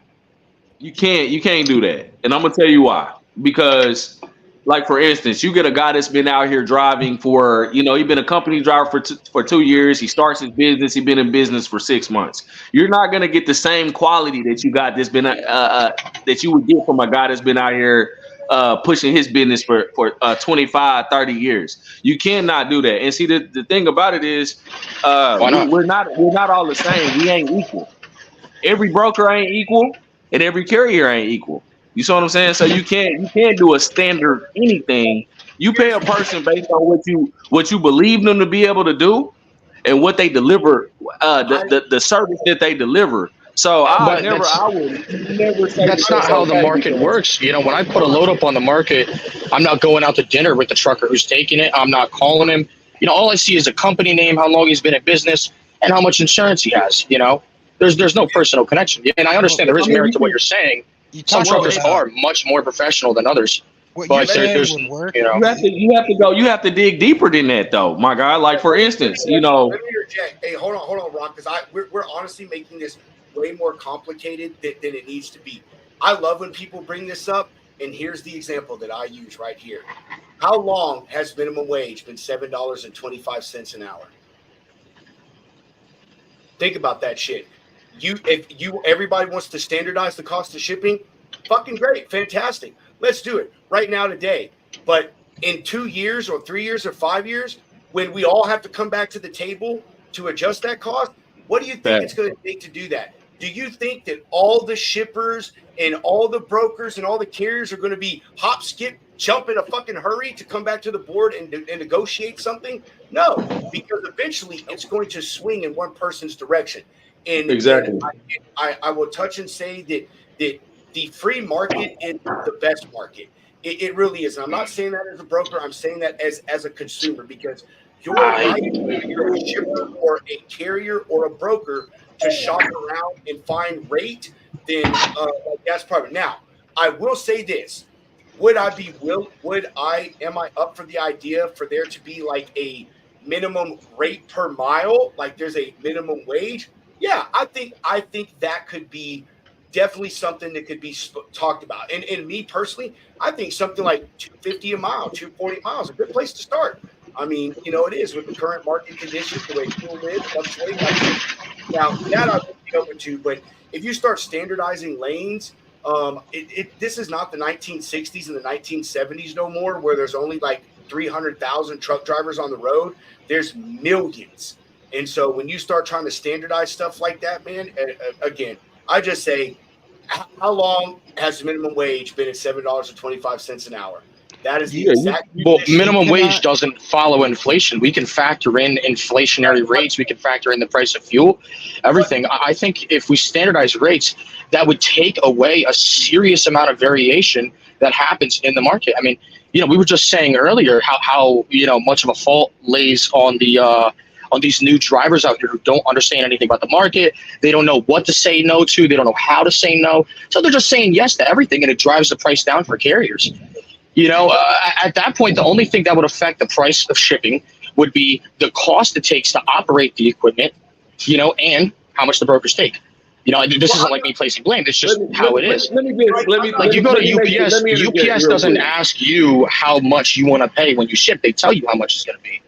But it goes back to the fact, like, for instance, you're a carrier. You're a good carrier. I don't know you from Adam, but you know what I'm saying? You consider yourself to be a great carrier. I consider myself to be a great carrier. So if I go out here and I exceed or I excel above the next, and my customer loves what I do, should I not be able to get paid more than the guy that's gonna show up late with the freight? Or just gonna, get out here and get drunk and flip his truck down the highway and all this other crap? You will, because the guy who flips his truck isn't going to have a truck, and the guy who shows up late pays a late fee. I don't think me making a couple extra bucks for busting my ass, really, I don't think that benefits the market. Is it nice? Yeah, it's nice. But, it's not so nice right now. I'm still better than half the, how many guys I meet out here who don't speak English? I'm a first-generation immigrant. My grandpa still barely speaks any English, so I think I have the pass on this one. I meet so many guys who don't speak English. They park in the fuel lanes, right? They're always late. They can never speak to the brokers, and they make the same amount as me. So these things are great in theory, but they just don't hold true to today's market, There's a hidden cost in asking for something like rate standardization, which is that someone's going to have to police that. It's going to cost way more than it ever would in the free market if the free market were to police that. You're going to add a cost, which is indirect, so people won't notice it, but you will be making less money because we're going to have to pay for that regulatory body.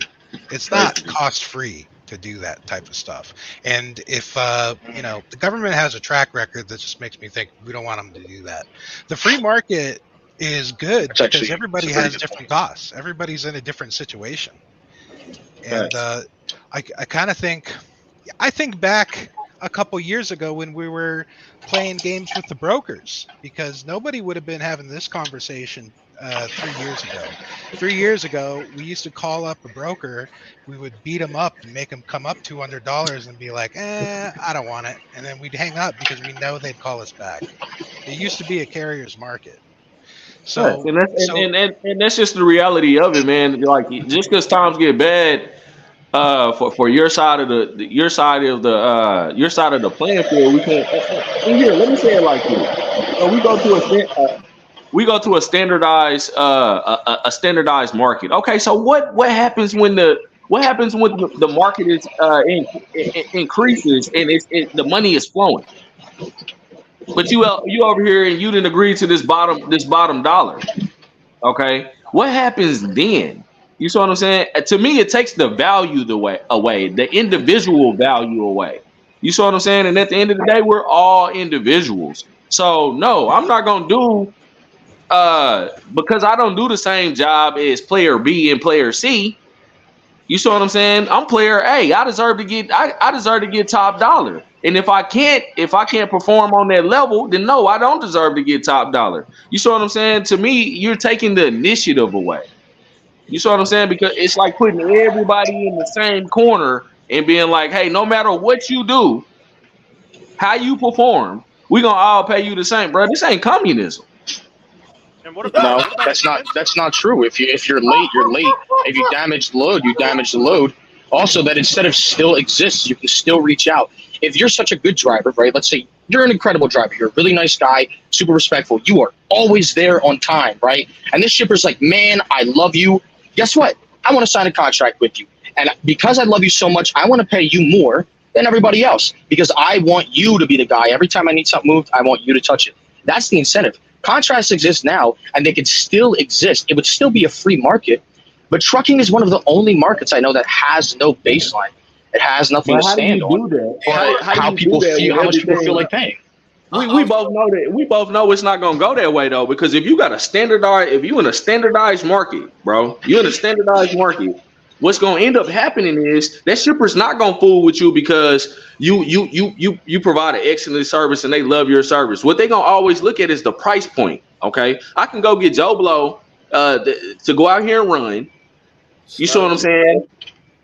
Because everybody getting paid the same. It's not gonna matter. It won't Well, matter. how is that different from? How is that different from now? From now, there's a semi-standard rate. Average rates are, well, let's say on the carrier side, they're about 220 right now, right? You go to a guy, and no matter how much he likes you, the same thing could happen. Why would I pay you 270 when I can go on a load board and pay this much? That's true, but the thing about it is, right now, I can go out here and I can show my worth, and it comes down to the consumer that's consuming my service. Okay, whether they value my service or not. Now, if we go to a standardized market, it's not gonna matter whether I put it down or I don't. They only gotta pay. Why does it matter now? It does matter because right now, like for instance, you might be out here running for 250. You hear me? I'm out here pushing 350 and 4 because my customers know I'm finna get it in.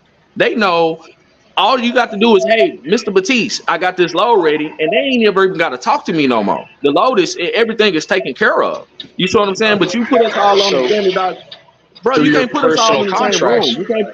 Because if you were on the load boards, you would not be making 350. You're not working off the load boards. You're working with personal connections, and that would still exist with a standardized rate. That's the difference, though. One big issue is the regulatory body. I honestly never considered that. The implications of the government dipping their hands in this, and whatever the government touches usually goes for worse. You know what I mean? So I'm gonna admit I don't have as much skin in the game as you guys. I'm relatively new, but it's just But I get it. But it wouldn't cut down on. And not to offend you or nothing like that, bro. I got all the respect in the world. You know what I'm saying for you, but what you're talking about, you're talking about a commune industry. You're talking about communism, bro. And anytime you put communism into effect, you're gonna lose value. It's not communism. And it's not even remotely the same idea. It's the cost of shipping is the cost of shipping. If it costs me $4 a mile for fuel, right, $1.10 for maintenance, and whatever for average truck payments across America.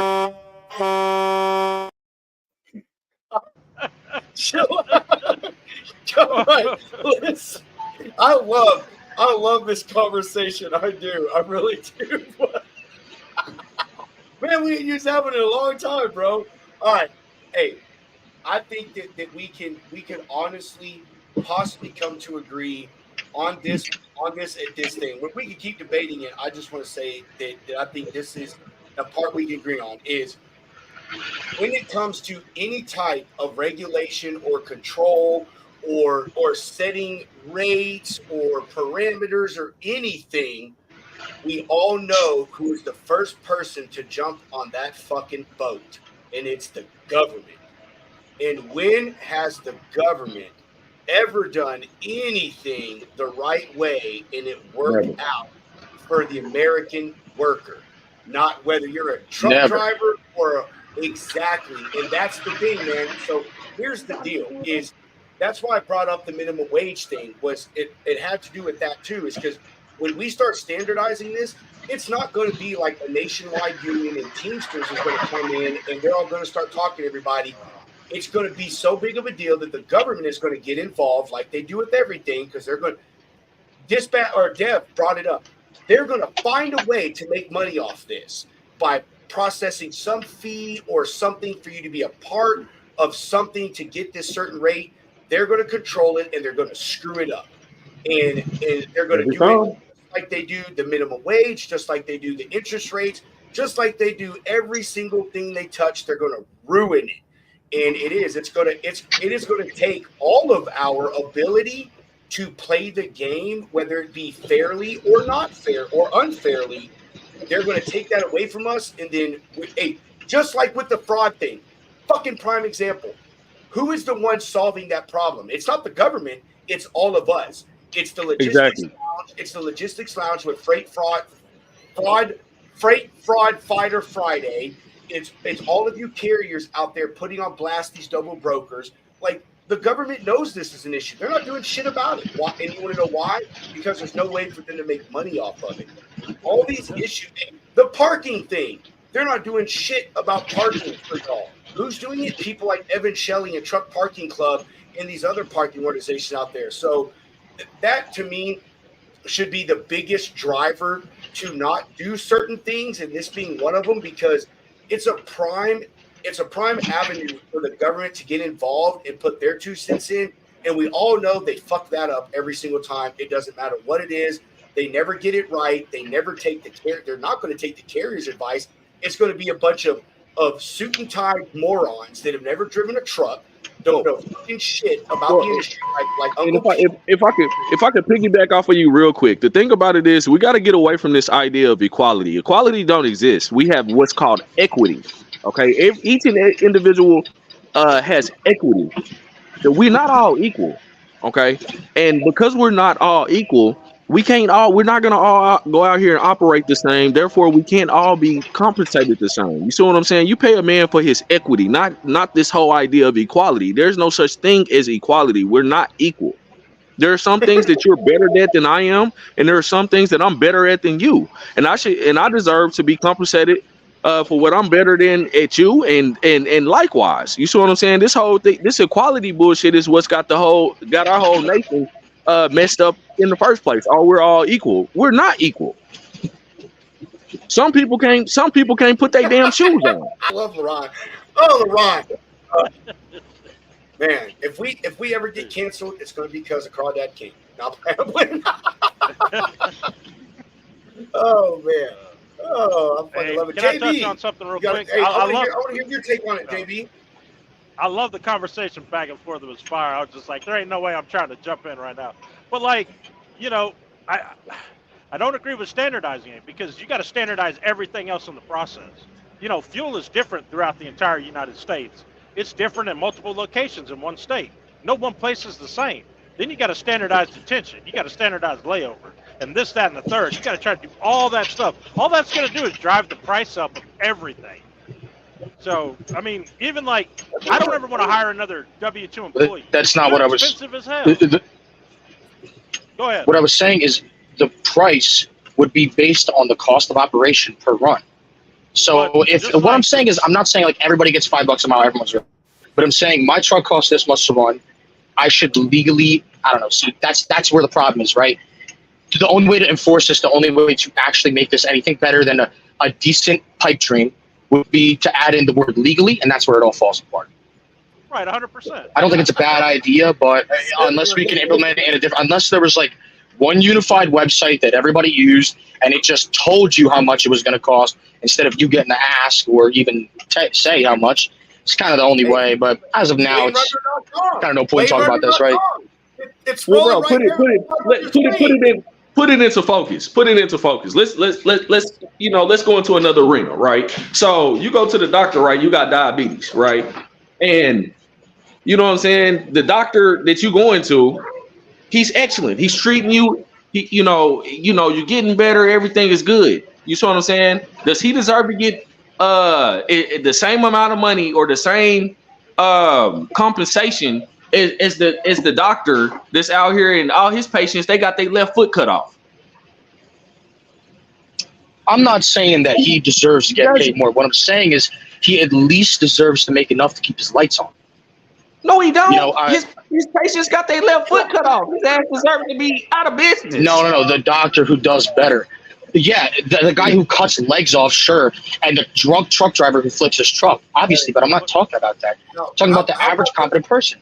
And I don't mean to be offensive, but it's really easy to hold that position when you're making $4 a mile in today's market. True. I mean, I can see that, bro, but you got to understand, though, and no disrespect to you, but you see what I'm saying? Like, that didn't come overnight. You see what I'm saying? That didn't come overnight. You see what I'm saying? Folks, you pay them, and see, this is what people don't understand.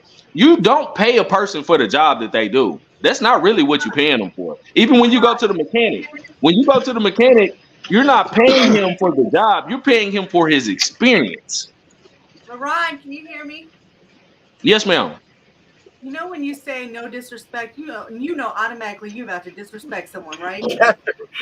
I mean, come on, man. You can take it like that. You can take it like that, but it ain't like that. I gotta hear this shit. When my wife walked in there and she's like, I thought that was LaRon. She's like, shit.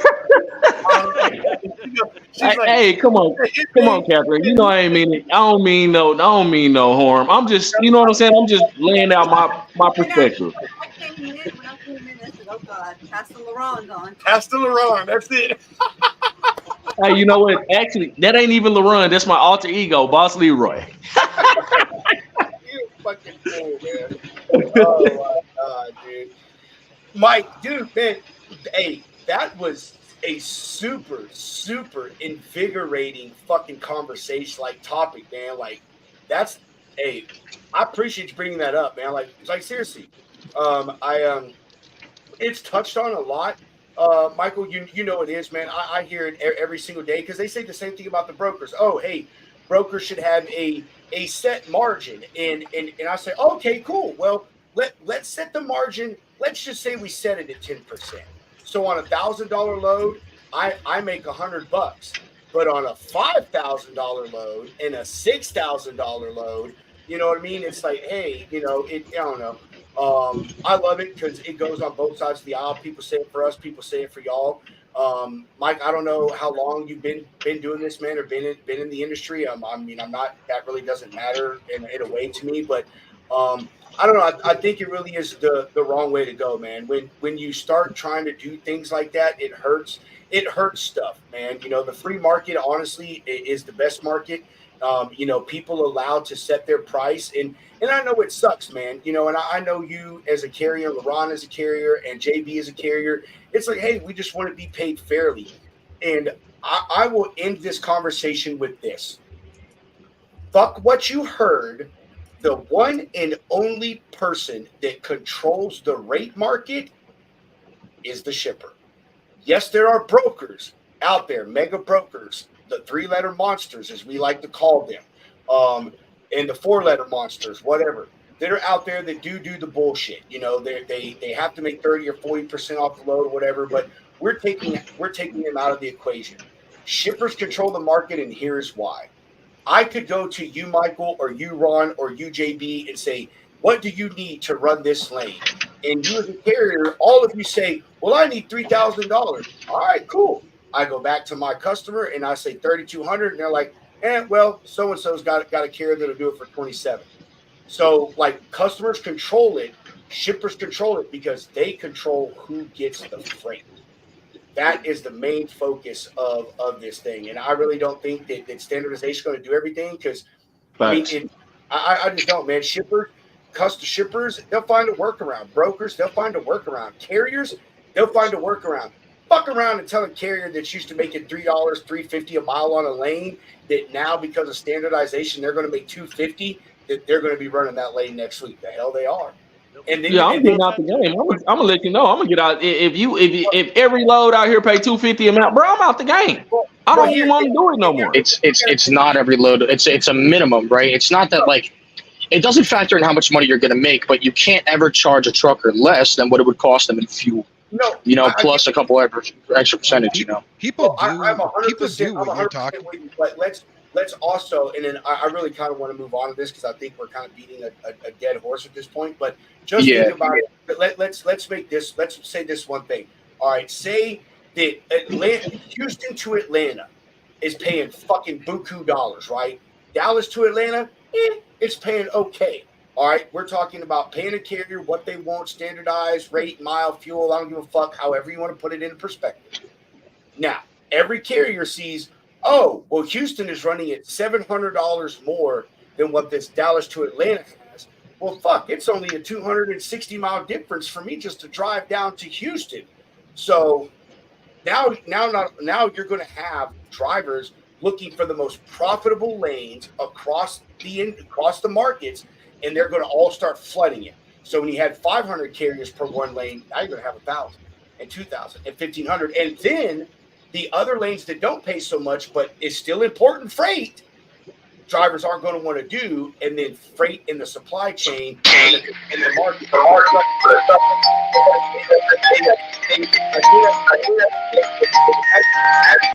Whose shit is that? As a broker, I took it. as a broker, that I started out as a driver. I went to college. I've got degree in supply chain logistics management. I've got all kinds of certification, Lean Six Sigma, all this bullshit. The thing that brokers nor carriers, a majority of them, never think about is the supply chain as a whole. They don't. They don't understand how if one little cog doesn't get the grease or one little lane doesn't get the capacity, the ramifications and effects that it can have on the rest of the supply chain. Let COVID be a lesson to that when we had the backlog of the ports in Long Beach and all that stuff. How it affected everything. We couldn't get fucking toilet paper. We literally couldn't get the one simplest thing in the world, and that's to wipe our booty with some freaking 2-ply Charmin or whatever it is. You know what I'm saying? So that's mine. I just think it's a lot more complexity to it, Mike, than anybody's willing to deal with. I mean, it is. It's just no one's going to want to fuck with it because everyone's going to want to put their 2 cents in and regulate it and do this, and it's going to become a disaster, man. I really think it is, and that's not me as a broker. That is me as someone who's been in this industry for 17 years, man. Almost 20 years I've been in this thing, and I've touched every part. I've been a shipper. I've been a driver. I'm now a broker. I've been a dispatcher. Fucking all of it. I've seen it all over the course of almost 2 decades. And it hasn't happened since, and I don't think it's going to happen. Deregulation in 1980 took all that stuff away. There's no longer 300,000 drivers out there. There's multi-millions, and the market it honestly just won't allow it, man. It really won't, in my personal opinion. So, but anyway, Mike, JB, Dispatch Ninja, who else has got some shit on their mind? What's up? We got to talk about something. Ooh, I got something. Let's go. My factoring company, I Thrive Funding, sorry for a little plug there, but they just blocked RTS from poaching customers. So they stopped funding loads with Ryan Transport. Really? Why is that? Yeah, because they're poaching the factoring company's clients. So No RTS shit. also has the factoring company. Ryan Transport was giving the information to RTS Financial or whatever, the factoring service, to go then and poach other factoring companies' customers. And so my factoring company basically shut the door on them. No shit. Wow. Dude, hey, man, I honestly, that's a new one for me. Like, it is, man. I mean, I've heard of factoring companies not doing business with people for a variety of reasons, but that's definitely a new one. But I mean, I can see how it's definitely something I want to be fucking stay away from, I guess you could say. Yeah, I just thought it was interesting. They actually glossed over the email because I thought it was like a standardized, like we're not factoring these loads anymore because of whatever they're not paying, stuff like that. One of my owner operators goes, "Man, that's funny with that RTS factoring company." I'm like, "What are you talking about?" He's like, "Did you not read that email?" I went back and read it. I was like, "Oh shit, we got drama." I can't speak on them. I've never done business with them. They have approached me to be an affiliate with them. They offered to be a sponsor on the show, but I don't know. I just didn't do it. So I got nothing to say on it, to be honest with you. I don't know anything about them or say anything. I've heard good and bad about them, but I will say I did not know that RTS was owned by Ryan Transportation. Now that I say it, I feel like a fucking idiot. RTS or Ryan Transport Services, whatever name they use. And hey, that's who's hooked up with ITS, isn't it? Right? Like that's who ITS pumps as their factory company. Or I'm sorry, Truck Stop. For all you newbies out there, ITS is Truck Stop. It used to be called InternetTruckStop.com. But that's who ITS uses, isn't it, JB or Mike? I think so. I'm not 100% sure. Yeah. I didn't end up digging into it once I found out, but I just knew that RTS and Ryan Transport or whatever was linked together. That's crazy. I used to run a shit ton of loads with them with my buddy. He has a flatbed, dude. They got some pretty sick ass flatbed rates, man. Like we used to do a ton of freight with them. But my buddy used to factor through Loves. However, fucking shameless plug here. Now they factor with Shoreline Capital. and they are extremely freaking happy with them. So yeah, but man, that's not Mike. I mean, do you do business with RT or with Ryan Transport? I do not do business with RTS. They've been trying to solicit me for a while. The main turnoff was number one, all of the horrific Google reviews, but Yeah. also non-recourse, right? They say we're a non-recourse factoring company. We're a non-recourse factoring company. Every single guy that I've met that's used RTS, they'll be working with them. Everything's great. 3 months later, oh, hey, by the way, TQL didn't pay us. You owe us $25,000, and we're not going to give you anything. We're not going to give you a payment plan. You're screwed, bud. You know, that's actually the main thing that keeps me away from factoring in general. But RTS is really, really bad with it. Well, hey man, I mean, I applause if you don't need factoring, but bro, if you ever do, man, like these guys on the screen, bro, our sponsor Sureline, like they are fucking legit. So if you ever do need funding, man, like just come holler at me or Hunter, man. Like we'll hook you up. We'll do a meeting with you, man. If you ever need something, and we'll hook you up with them. That's great. They do people right, man. The owner Clint, that dude was in the banking industry for 20 fucking years, bro. Like he knows how money works. His motto is literally, I don't want you to be a customer of mine forever. That's literally what he says. He's like, I don't want you to factor with me. But anyway, so applause to you, bro, that you're able to do it without factoring, because that is an extremely hard thing to accomplish in this industry. And that's whether you're a new carrier or even an old carrier. And Mike, it goes back to, and I think you agree with this, to understanding and controlling your expenses and your flow of money and all those things, man. You know, understanding where you need to save, where you need to spend, and you know what time things are due and all that kind of stuff, man. So, brother, fucking like for real, applause, Mike. I mean, seriously, if you're not factoring, dude, like that's thanks. It was a hard fight. Let me tell you, it was a really hard 2 months. But I listen, dude, I have called maybe 9 to 13 different factoring companies over the course of 5 months. And I just said, I'd rather be broke on my own than get a surprise bill at the end of 4 months. You know, I as many as the least amount of middlemen as possible. And believe me, I would love to factor. Okay. I would love to get paid the next day. It would make my whole life easier, even though I'm a couple months into getting these, getting these paychecks that are a month old and my cash flow is decent. I would love to get paid tomorrow. It's just that whole, you can't really find a company that really does non-recourse. It's so difficult. Hey, I was told it doesn't exist. Let's connect. I'm serious, man. Let's connect. And if you're willing, I would love to set you up with the owner of Sureline, Clint. Like, I mean, yeah, Clint's the man. He is all to the earth type people. He's fucking, and we're not saying that because he sponsors on our show, man. Like, we're not. Hunter and I, the people that we allow, and I do mean allow, because we reject sponsors like every month, and they're good people, man. They really are, bro. They're salt to the earth folks out of Utah. It's him, his wife, his buddy Nick, and a couple other people, man. And he's a good guy, dude. So if you're willing, man, just connect with Hunter and I through Discord or LinkedIn or whatever somehow. And we'll do a face-to-face, dude, and let them shoot their shot. And if you like what they have to say, maybe y'all can do business together, man. And it could change your mind on the way factoring is done. Like, seriously. I got a question for Michael. You waited till full term with the brokers that you were booking loads with in order to save up that capital? Initially, for the first about month and a half, I was trying to do as much quick pay as possible. Trying to do as much quick pay as possible, loading up credit cards when I needed to, paying them off with extra cash until I was able to get, enough cash flow coming in to where I can completely cut off quick pay. To get off quick pay, okay. All right. So you basically used quick pay to get yourself through that first month and then went on from there. Pretty much. I took a bit of a risk, loaded up some credit cards, but it did pay off. I'm free from factoring for now. So, I got no issues with factoring. So, like, I don't know. I like having all my stuff in, like, one basket and not have to mess with it.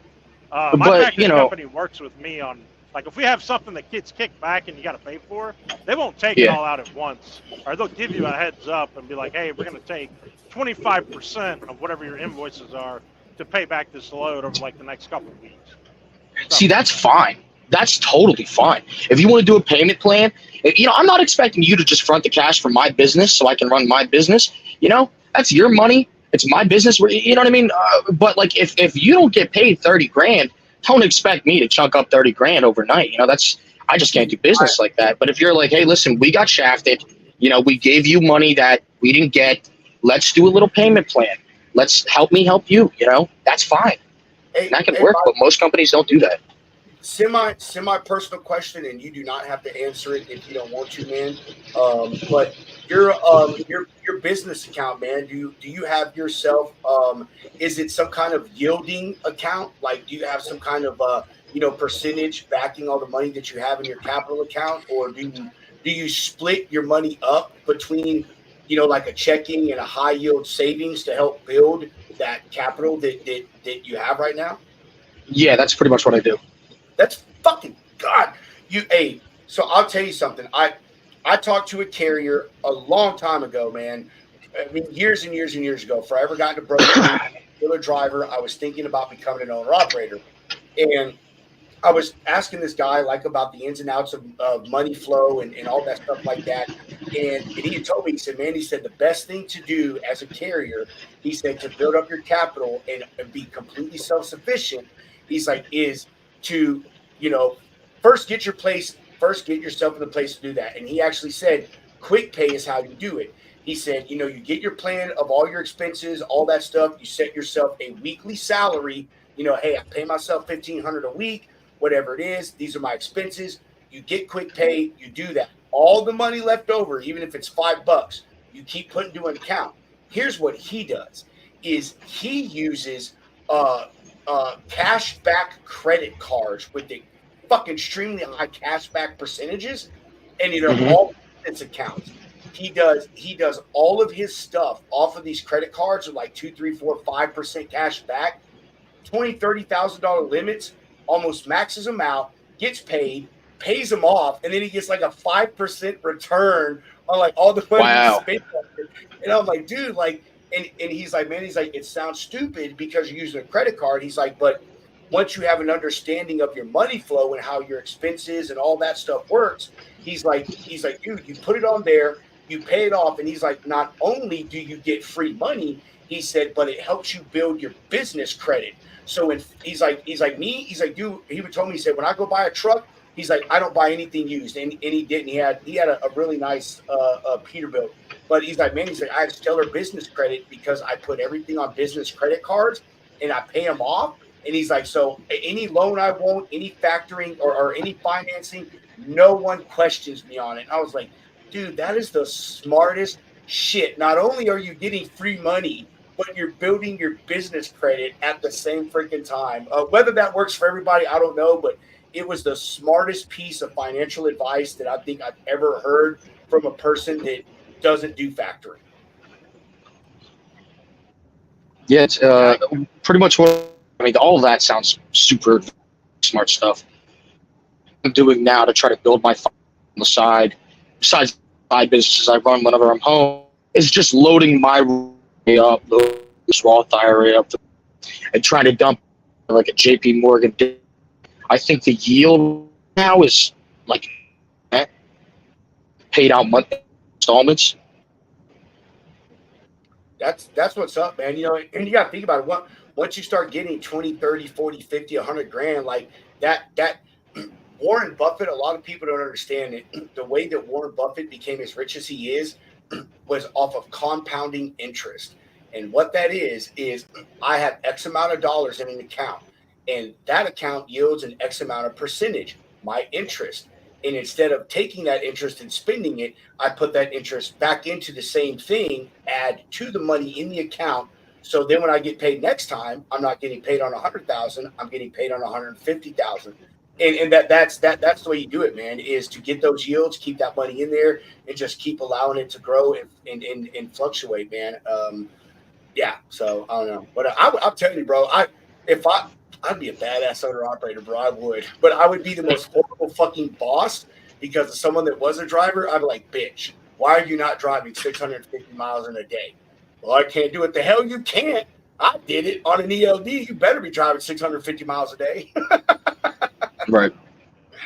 What was that percentage on that high yield savings account that you were talking about? He was cutting out on my end. Mike, he's What, talking to me? you. Mike. Yeah. What did you say? High yield savings? Yeah, what was that percentage? I didn't hear you. So I try to dump as much money as I can into a JP Morgan equity fund. So it's like a high yield savings. It's kind of like you let JP Morgan borrow your money, they do investing with it, and then they give you a flat rate percentage each year. It's about 9% right now. It varies 1% to 2% every year. It changes. I think historically, in the past 50 years, it's never dipped below 7.1%. Which, if you look at any other, equity fund, is ridiculously high.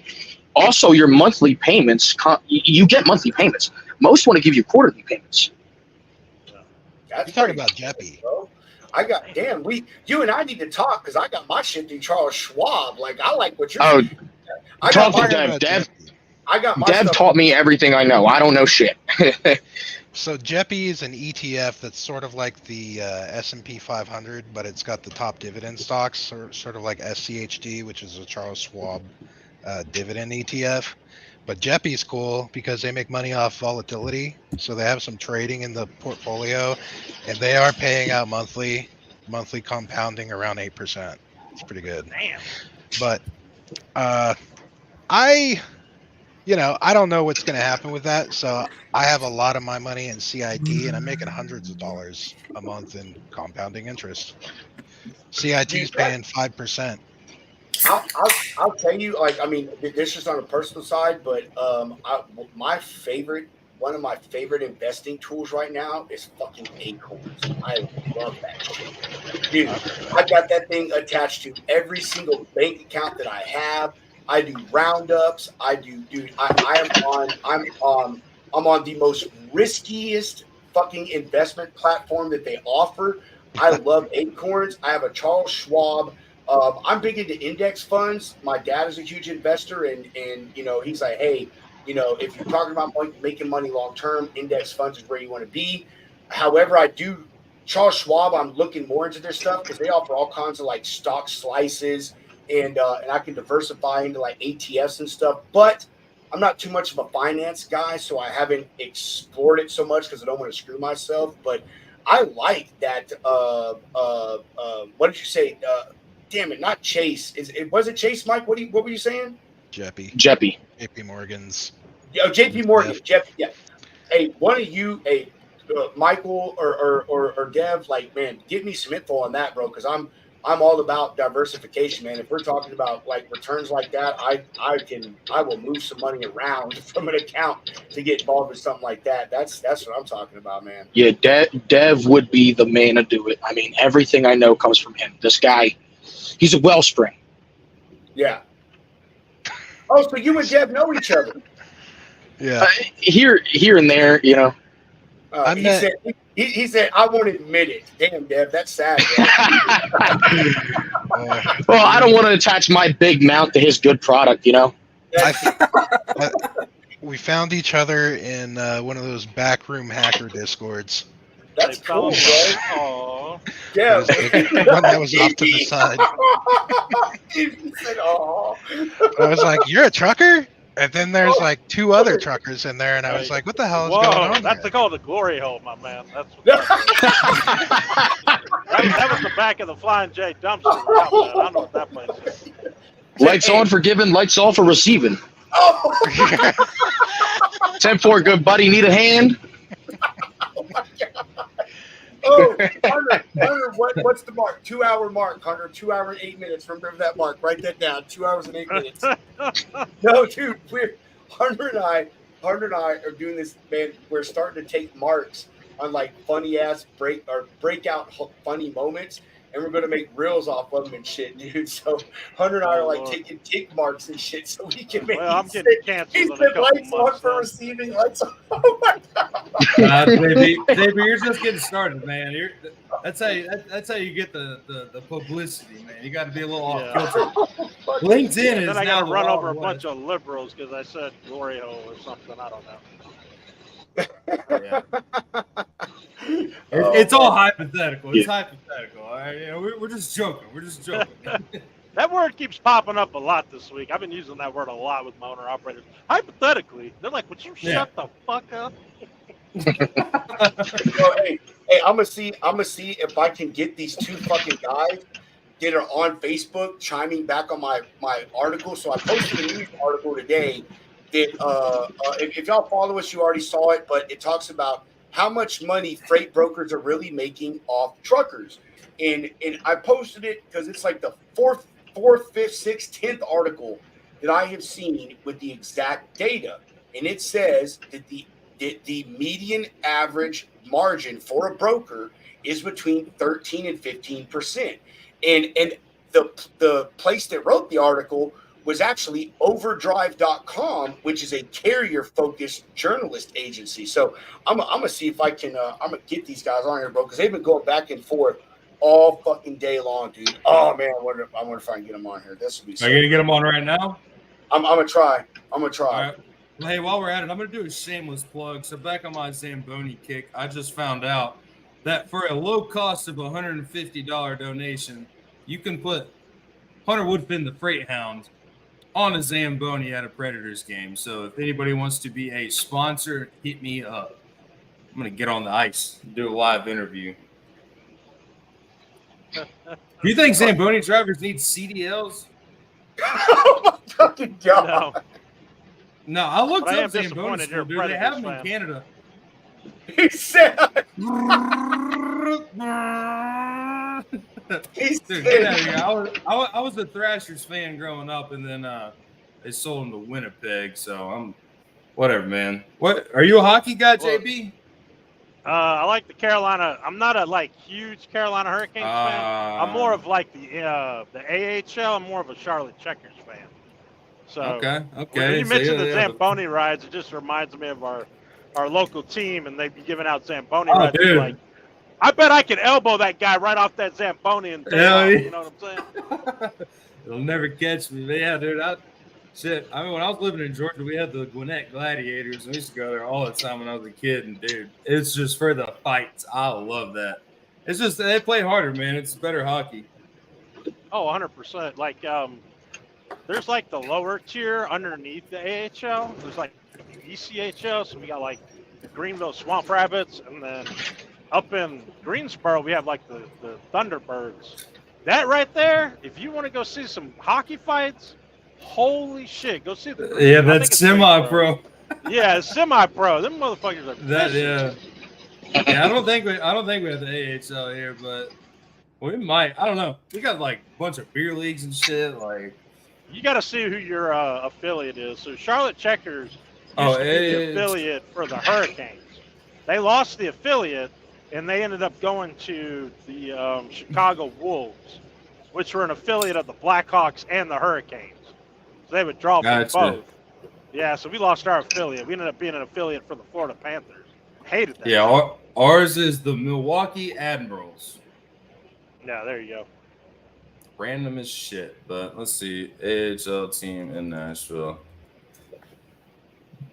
It may not be in Nashville. Maybe like in another city or something. Maybe. Yeah. Well, I was thinking if there was like one in Nashville, for another team, but yeah. Or in Tennessee, yeah, I guess that'd be good. Yeah, we won the Calder Cup right before the pandemic, and so they had this running joke with the T-shirt because they didn't give away they quit having the league. They didn't do the playoffs, so technically we were back-to-back Calder Cup champions by default. This shit was funny. Let's see. Yeah, I think they don't like hockey in the South, so I'm surprised we even have the Preds at this point. Looks like all these other teams are up north. Texas Stars. Yeah. Dev, you still with us, man? Yeah, it was just I was DMing the Logistics Lounge on Discord. No. I was going to say on that subject we closed out on that there are companies that are doing this set lane thing, and the reason why it works is because they know what their costs are. That's the cost for that company. So, you can always do a contract deal and get a set rate. But that screws a lot of people. I'm for carriers and people of that nature, like if you think you've got a better idea in this industry, is why I love like capitalism and the market is. If I want to change something in freight broking, being a freight broker, then I need to go be a freight brokerage and open it up, and then I can try it my way. And if that way is successful, then I'll be able to be successful and be able to offer a fair rate on every single load that I try to put out there. But until you get out there and go experience that and walk in the shoes of a freight broker, you're not fully 100% gonna know.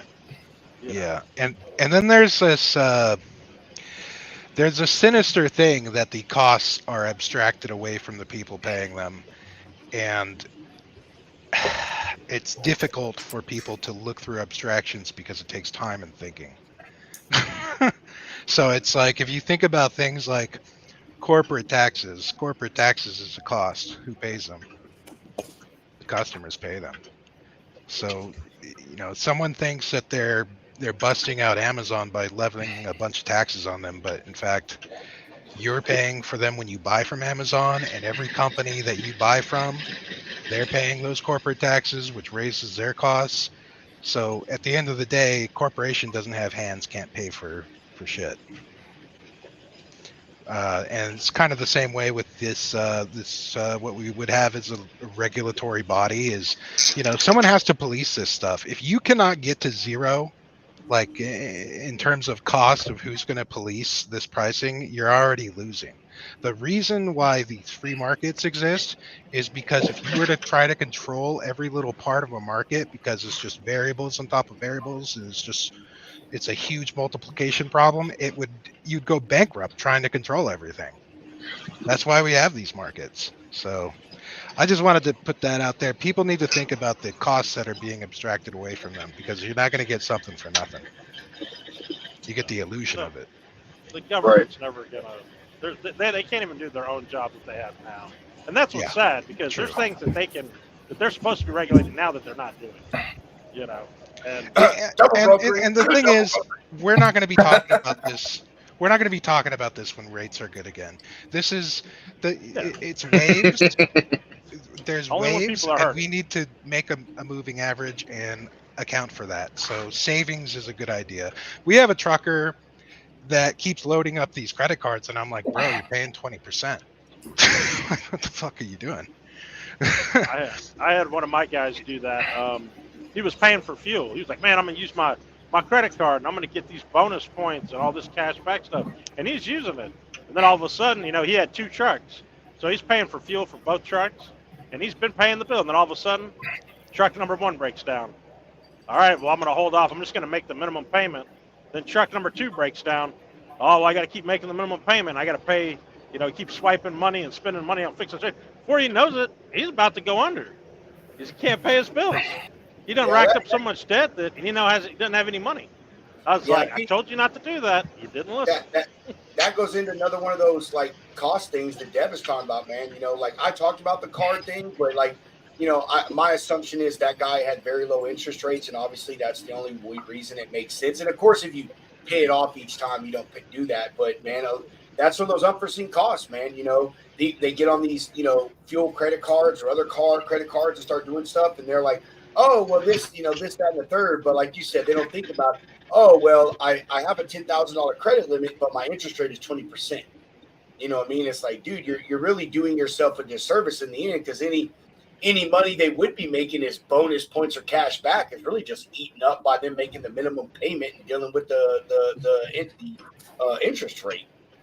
Yeah, 100%. And, it's, you are like, this is what I don't like when people do. It's like, if you don't have the capital sitting there to back you, using your credit card is not helpful in that situation. Like, yeah, it may get you out of a pickle right away, but then you're going to pay for it later. But if you still don't have the capital to back you, what's the point of continuing to go into debt on and on and on again?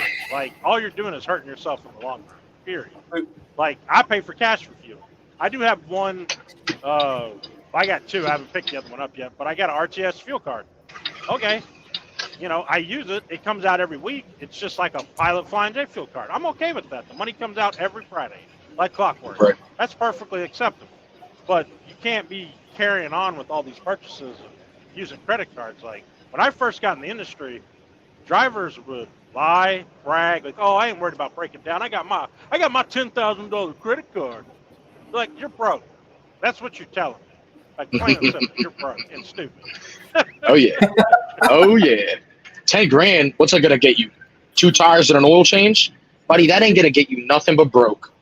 If Hey, depends on where you get your tires, sir. if I was, I mean, and this is just me, but if I was to go and get a truck right now, if I was going to open a carrier company, I would use my leverage as a veteran, and I would get me some type of business loan with a decent interest rate. I would buy everything straight out of that loan, make sure everything is paid off. That's the only payment that I have. No truck payment, no trailer payment, only fuel insurance and a few other things. And I would pay that loan off like within a year or two, man. And I think that the big thing that another thing that business owners period don't think about is they get a bunch of small loans or they get a bunch of credit cards and they do things here and they do things there, and all their stuff is spread out over things, man. And again, it just comes out of control and expensive. That credit card stuff, dude, that's dangerous. Like the fuel card thing, I've had people ask me about this, and they're like, "Hey, should I get a fuel card?" Yes, you should, but you should pay it off every single week. That's the only way that's going to work for you. Like if you're paying it off on a bi-weekly or monthly basis, that allows you too much time to be spending that money somewhere fucking else, and eventually it's going to catch up to you, and you're not going to have money to pay what you need to pay. I love you said that $10,000 card thing, dude, because that's how they get carriers, bro. That is how they get them. They, oh man, we're going to give you $10,000, and that carrier's like, oh, I'm gonna put fuel on this, I'm gonna put tires on this, so forth, so on, and then when they get that bill at the end of the month, and it's like $10,000 at a 15% interest rate, they're like, holy shit. Well, it's funny that I've mentioned that because that was my owner operator's story. So when I first got out here in 2016, I got a gold Amex card. This said it had no limit, right? And look, through my entire life, I was horrible with credit cards, right? So I've done a little better in life, but then I got this gold card. And I thought it was just like other credit cards. That's how naive and stupid I was. So I charged up $5,000 on that card when I first got my authority. And then the end of the month came. And they went, hey, we need our $5,000. I said, well, what about the minimum payment? They're like, there is no minimum payment with this card. This is a pay in full every month card. And I went, holy shit, are you kidding me? I didn't know that. And that's just for me being stupid with it. Damn, that's crazy. Yeah. So I racked up that money like lickety split. Like I was like, I bought an ELD, I bought stuff to stock out the truck and all this stuff, and I racked up a good chunk of change. And yeah, I was like, they went, where's our money? And I was like, oh shit. I've never heard about that, bro. You know, that I wouldn't say that it in a way sounds like a secured credit card, but like obviously it's not secured, but you know how it is. Like, hey, you can spend whatever you want as long as you got the money to pay it back. You know, like, well, dude, I've never heard of that. That's crazy. I called them and asked them about it because they were like, well, it has a limit, but we say no limit. But like, as long as you're paying your bill, they pretty much didn't care. So like, say if I wanted to buy something, let's say I maxed out $2,000 on it, but then I wanted to buy something else that cost like $15,000. Like they were okay with like giving the extra credit. Like that card would go through as long as I'm paying that bill every month. And I thought that was crazy. Like, it's a dangerous card. Like it literally almost got me in trouble. JB, how many people do you think bought McLarens on those people's credit cards? I don't think they would do that to that extreme. Because I asked her, I was like, what if I want to pay off my truck? It was like a $60,000 balance at the time. And they were like, well, we won't let you do that. Like there's somewhat of a limit to it. But it's just, you got to build that relationship over time with them, you know, before they allow you to swipe a big purchase like that. Bro, that sounds, like you said, so dangerous. Like, especially if you're not a money conscious person. Oh my God, dude. Oh, that's that. You know, and ironically, on their part, that is a fucking horrible business model. Like, just think about that. Like, that is a horrible business model on a creditor's side of things too, man. Like, that is man, that's fucking stupid. Yeah, I don't use credit cards anymore. Like I have some on the personal side of life. I'm finishing getting those paid off, but like as far as my business goes, I'm a cash only guy now. Like I just don't even mess with credit cards and stuff. You were talking. One of my drivers is looking at purchasing a new truck. Well, I say new, but it's going to be more like used. In the market right now, everything's pretty cheap.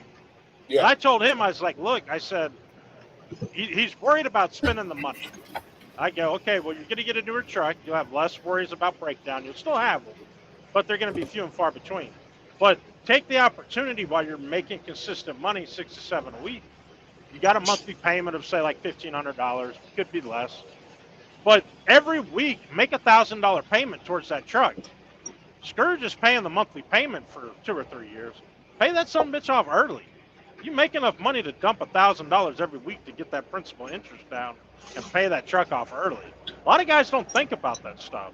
Like you make enough money where you could do $1,000 a week or $500 a week to try to pay something off until it's done with. Because you know why, man? It goes back to what I said earlier and what I've said a million fucking times. Is because people, like a lot of business owners, and I'm not even going to say carriers, but a lot of business owners are transactional, dude. That's why. Yeah. It's the here and the now. They don't think past they don't think past the fence that they're building. They don't think right now. They don't think past the load that they're carrying right now. You know, they the broker doesn't think about past the 3 loads that they're booking today. That's what the issue comes down to, man. People get these credit lines, whether it be a truck payment or whatever, and it says, oh, hey, as long as I make the regular payment, that's fine. Coincidentally, like my wife, dude, you know, with her vehicle, her payment is like, I don't know, $350 or whatever, but she pays like $4 on it. You know, like that extra 50 like makes a fucking difference. You know, that's the interest rate for that month. You know what I'm saying? And it's just like with credit cards, dude. I was horrible with them too, man, when I was young, and it took me learning, dude. Credit cards, they're a fantastic thing. I use my credit cards all the time, but I pay them off every single month. I do. Like I leave like a $5 balance on my credit cards. That's it. Just so it's a revolving. That's all. You know, I go out to eat, I buy some gas, I do this or that or the third on it, and I pay it off at the end of the month. And all it is just to build my my financial portfolio, my credit score, whatever the hell you want to say, man. But people get wrapped up in that stuff. Credit is too easy to get on all fronts, and especially as a new business owner. In my group, my Facebook group that has 44,000 people in it, you wouldn't believe the amount of posts that I deny a day for SBA grants, SBA loans, financing, all this other thing, and all these other things. And they DM me and say, why did you deny my post? Because I don't know who the fuck you are. And I'm not going to allow you to promote your financing and stuff in my group, and you screw somebody over or you rope someone into a bad deal, and then my name and my group's name is attached to your business because I allowed you to post that stuff in my group. So it's a dangerous road, man. Very dangerous. Yeah, and we got a lot of alternatives nowadays. Like there's I think it's called the Fizz card. I don't know if you guys have heard of this. No. Where you basically, it works like a credit card, but it basically is attached to your bank account and runs like a debit card. So you make all your purchases throughout the day. I bought a soda, gas, a ticket to go to the movie, and then at the end of the day, it pays the balance off automatically. So, okay. Yeah, so it works just like a credit card. So you're basically charging, and then it pays it automatically at the end of the day with only the money that you have in your account. And if you try to, say like you only have $500 in your account, but you try to purchase something that's $700, it won't allow you to do it because you don't have the money. It's pretty much another form of a secured credit card is what that is. Yeah, pretty much. But yeah. Supposedly it's supposed to work just like a credit card. I find it fascinating. So No, it's just an alternative to building your credit. No, yeah, I've not heard that one specifically, but I've heard of exactly what you're talking about. That it is. It's just like a debit card, but it's to a third party company who is like a creditor, and so like you swipe it like a debit, it pulls the money out like a debit, but they report to the credit bureaus, which obviously a bank does, saying, hey, fucking JB or Michael, they charged $400 worth of stuff, and then they paid $400 worth of stuff, and we report that to your credit thing. So I haven't heard of that one specifically, but I've heard of that type of operation, I guess you could say. That one's catered more towards college kids. So. Hey guys, unfortunately, I'm gonna have to bow out here. I got some phone calls I gotta make, but I really appreciate you guys giving me the time of day. You guys really know what you're talking about here, and I wish the best. I wish we could all make it through this market. Michael, you are welcome back anytime, brother. Like, I'm not on the Discord thing so much, but I know Hunter is, and Dev. Like, hook us up with him, man. We can hook up on social media together. Michael, we'd love to have you back on. Even though Hunter and I are two brokers, like, dude, this wouldn't be the logistics lounge if we didn't include everybody in the logistics circle. Yep, absolutely. Yeah, I look forward to getting in touch afterwards. I'm on Facebook. I don't really do the Discord thing that much either. But I'll get in touch with Dev, and then I'll get you guys his contact information. Maybe we can talk about that factoring company. Yeah, but I'm gonna have to go now, guys. I'll see you around. Have a good night. Sweet. Drop safe, bro. Yep. Sweet. I'm actually almost ready to drop out this bitch too, because I got some hot pizza in the oven, bro. I am fucking starving. Now you're talking dirty to me. I know. Hey, man, my wife, man, so she ordered Pizza Hut, which I'm all right with, but Pizza Hut. Ugh. Yeah, hey, listen, I'm gonna tell you, as someone that has worked at Pizza Hut before, and who has delivered there, they're one of the ones that out of a lot of the pizza chains, bro, they have a high level of quality in like the way they store their food, the way they prepare it, the way they cook it. So like, just like McDonald's, people talk shit about McDonald's, but if you've ever worked in a McDonald's, delivered to one, like they have a very high level of quality in the way that they do fucking things. Yeah, but what's in that food, bro? Don't get me started on their potato process. My point is there's some Russians here in town that have a pizza company called Joe's Pizza, and they're fucking Russians. And the guy's name is Joe. That's what he says. Another Joe. You know his name is really fucking something like Sergey or whatever it is. But dude, they have some of the best pizza in town, dude. It is absolutely fucking amazing. But you have to go pick it up. They don't do delivery service. I like some good pizza. Bro, dude, a lot of Russians get a bad rap, but some of the best people I've ever met. They are. They're this Russian family. They are. That runs these logistics companies. They are so solid. I didn't need. I was going to do something else. I was going to make my own software as a service, just having nothing to do with freight. And I was going to make like game servers, like a game server platform, and just compete on AdWords. But I had worked for the brokerage, and then me and the guy that runs the brokerage, Constantine, we kept talking. We kept going out and having beers and stuff like that. And one day he was just like, we need a dispatcher. And I was just like, I like these guys so much. And I'm new to town, so I don't know people here. So I just kind of like being around good people. And these are some of the best people I've ever met. They're all Russian. Russian, Ukrainian. Man, hey, so, honestly, I mean, I never hear anything bad about Russians in this business. It really isn't. It's always the fucking Serbians, and I'm sorry to say it, but the Ukrainians, Armenians, like it is those. That's them, bro. That's them. I had one experience with the Russian guy when I was a driver, and I'll never forget the guy. His name was Mike. And we started at Night Refrigerated together at the same exact time. I had like almost a year under my belt. He had like 6 months. He wasn't very good at backing because he did flatbed before that. And flatbed's one of those things, those guys and gals, they very rarely back into places. Point is super cool fucking guy. The only thing that aggravated me to no fucking end is when we're talking, as long as he was talking in English, dude, he was cool. He was chill. He was calm. As soon as he started talking in fucking Russian, fucking screaming. I'm like, bro, can you please fucking chill out? Bro, when I was fresh, I always used to be like, "Are they mad? Are they Yeah. arguing?" And then Constantine would look at me like, "No, no, no. They're just seeing what they want for lunch." Yes. I'm glad you said that, bro, because they are.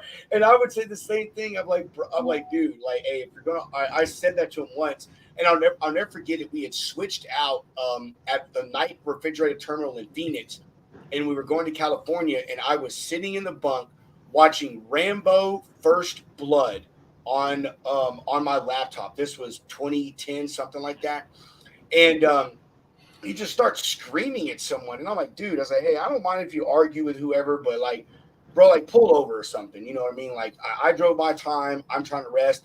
And he said almost exactly what you said. And he was like, no, we were just talking about what we're going to do when I get home for the weekend. Bro, I could have swore you just told this person I'm going to fucking cut your head off and spit down your throat and I'm going to burn your house down. But what you're telling me is you said, do we want Papa John's or Pizza Hut when I get home for Friday? Yeah. That's on you for not knowing the language. Oh, man. All right. Does anyone have any closing comments before we chop out this piece? Dev, you are a guest for the night. You go first. Do you have anything you want to say before we leave? Selfless plug, any of that stuff? Yeah, if you use the carrier side of load boards, sign up at Dispatch Ninja. I'm always trying to make this better, and also it's free right now, and if you email me asking me for something, there's a high likelihood I'm going to implement it. So it's almost like having a free web developer as well for this tool. Bam. Not everybody has. So dispatch.ninja. If you're over 40, it's getdispatchninja.com. And if you're over 50, you could just call me. We'll get hooked up. You got to make a fucking commercial, Dev, and say that exact shit, bro.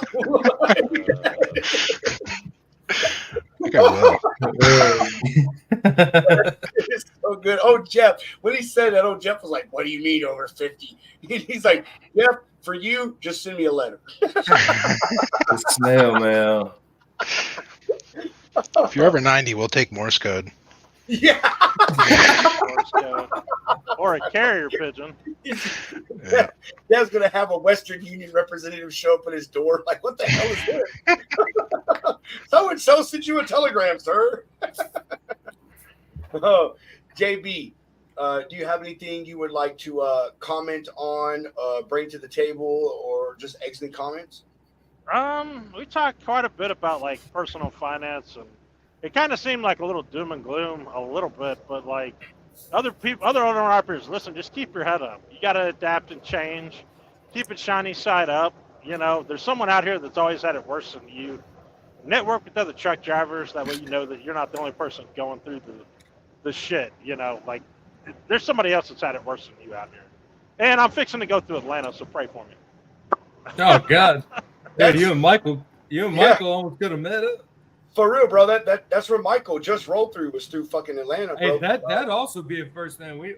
Someday we will have 2 drivers on the show that will be on the show and just miraculously be in the same lot. We already did. Indie truck. I know, but like by Adam, coincidence, like 2 of the homies. Yes. Speaking of which, we got to hit Adam up, the cannabis king. I want to dig into that cat for a while. Do, bro. We do need to hit him up, bro. I would love to have him on the show, man. He doesn't even have to show his face or anything. Just like talk about what he did and shit, or his background or whatever. Hunter, do you have anything you want to say before we do this final sponsor break, brother? Dev, thanks for hopping on, man. Definitely a big supporter of what you're doing. Even for the dispatch side of things, man, that's the lounge. Everybody's involved. I don't know if we've had many dispatchers on here, but yeah, dude, keeping the world turning and making it easier for us out here. So appreciate you, JB. We're gonna give you some love out there on the LinkedIn.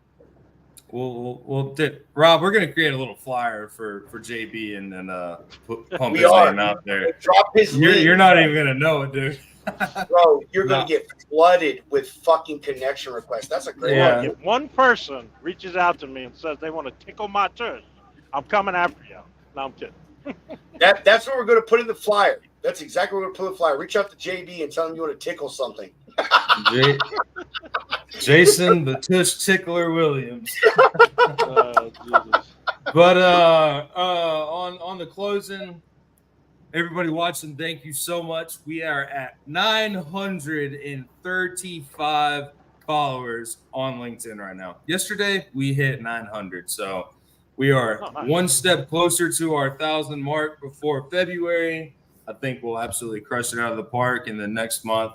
We keep growing, so without y'all, we couldn't do this. And stay tuned for some bigger and better things out here. Dude, that's amazing. You're right. You brought it up. We just hit 700 followers this week, and now we're almost at 1,000. Our goal, Hunter and I's goal, Hunter said it the other day, was to have 1,000 followers by February 1st, and we think we're going to hit it. Like Hunter said, we just appreciate everybody. And hey, if y'all would, go search us up on X and on YouTube. I mean, the logistics. Go there and like us. Whether you watch us on YouTube or not, just go like and subscribe. Takes nothing to subscribe. It's a click of a button. But all the support helps. And you know what? After I said that, we were at 936 followers on LinkedIn. So there you go. And we keep growing.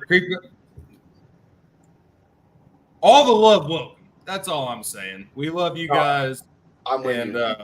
Yes. That's it. The teamwork makes the dream work. So all the love. Hunter and I literally were watching through shows last night, trying to find a specific thing to share with someone, and we were just dealing back and forth about dude, how fucking horrible we were.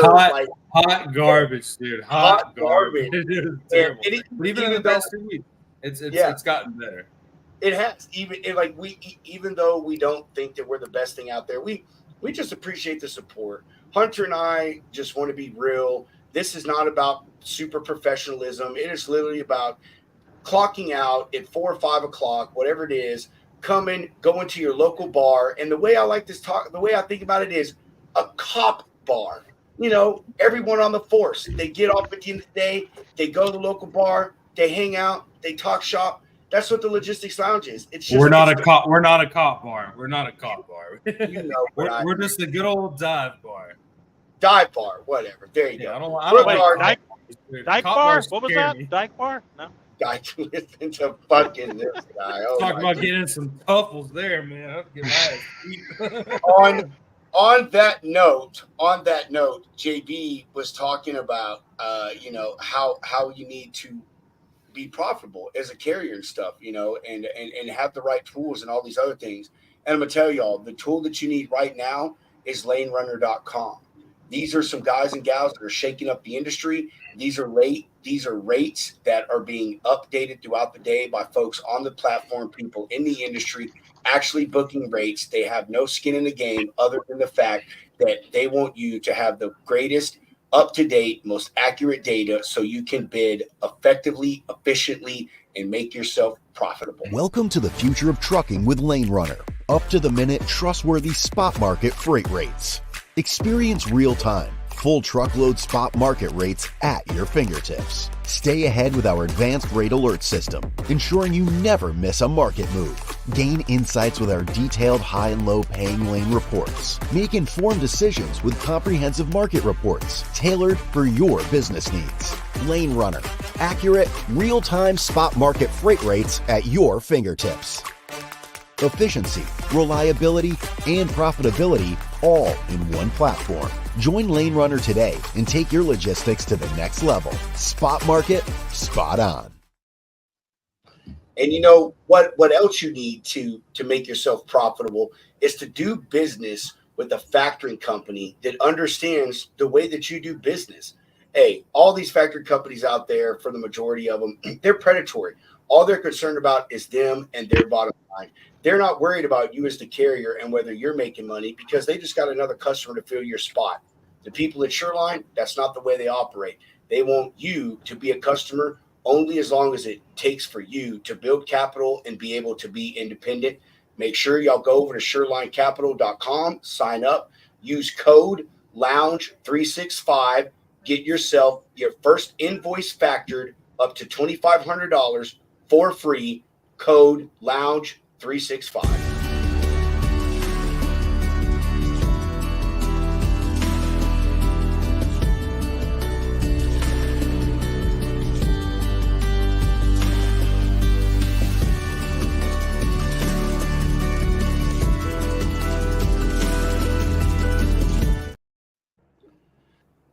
comes to an end another fantabulous, fucking awesome sauce episode of the Logistics Lounge. If you're just now tuning in, make sure you go and watch the entire episode because we had Dev from Dispatch Ninja tell y'all, dispatchers out there, how you can make your process of booking loads more effective with his software. Dispatch.ninja or Dev, let me hear it.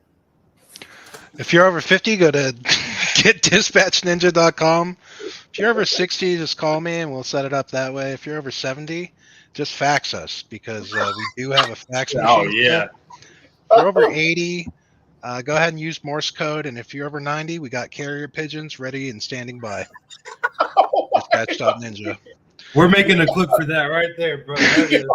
We'll send it to you. Right. We're for everybody. Dev, you are so awesome, man. We have got to have you back on the show, just like period, brother. Like I love you, man. You're my kind of people, dude. The nonchalant hilarity, I fucking love it, man. Like I do, I love it. All right, hey, JB, brother, man, we appreciate you always, man. Like thank you so much for always coming on, being such a supporter of the show. Dude, you know we love you, man. We want you to be safe. Please be safe. Get home to your family. Whenever you get a weekend, please enjoy it. Oh, holy lovely crap. Isn't that fun? Oh yeah. ATL, ho. Yeah. And hey, JB, we are Hunter and I, one of us or the other, will make a flyer and we'll put it on our stuff. We're going to drop the link to your LinkedIn. So, dude, I hope you got the app downloaded so you get ready to start accepting all of these fucking connection requests. The red light special himself. The red light, dude. Yes. We are going to make the red light special himself. Hey, we need to find a royalty-free version of TLC's red light special.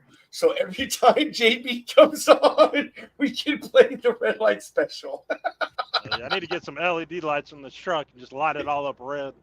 Yeah, you do. Hunter, you got anything you wanna say before we chop out this piece, my brother? Chad, one love, brother. Miss you. You need to talk to us sometime. No time. That's now. Yeah. R.I.P. But yeah, R.I.P. He said R.I.P.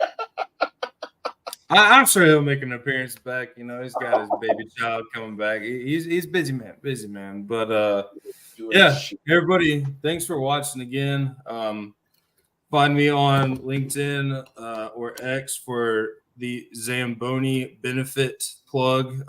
That's gonna happen here soon. And I'm not giving up on this, dude. This is my first step, and then next I'm finding somebody with a helicopter. I'm gonna get in a helicopter, but yeah. One love from the Freight Hound. Y'all go subscribe on YouTube, follow us on X, and just give us shit. Even if you don't like us, give us shit. Just be out there. Be out there. Spreading the love.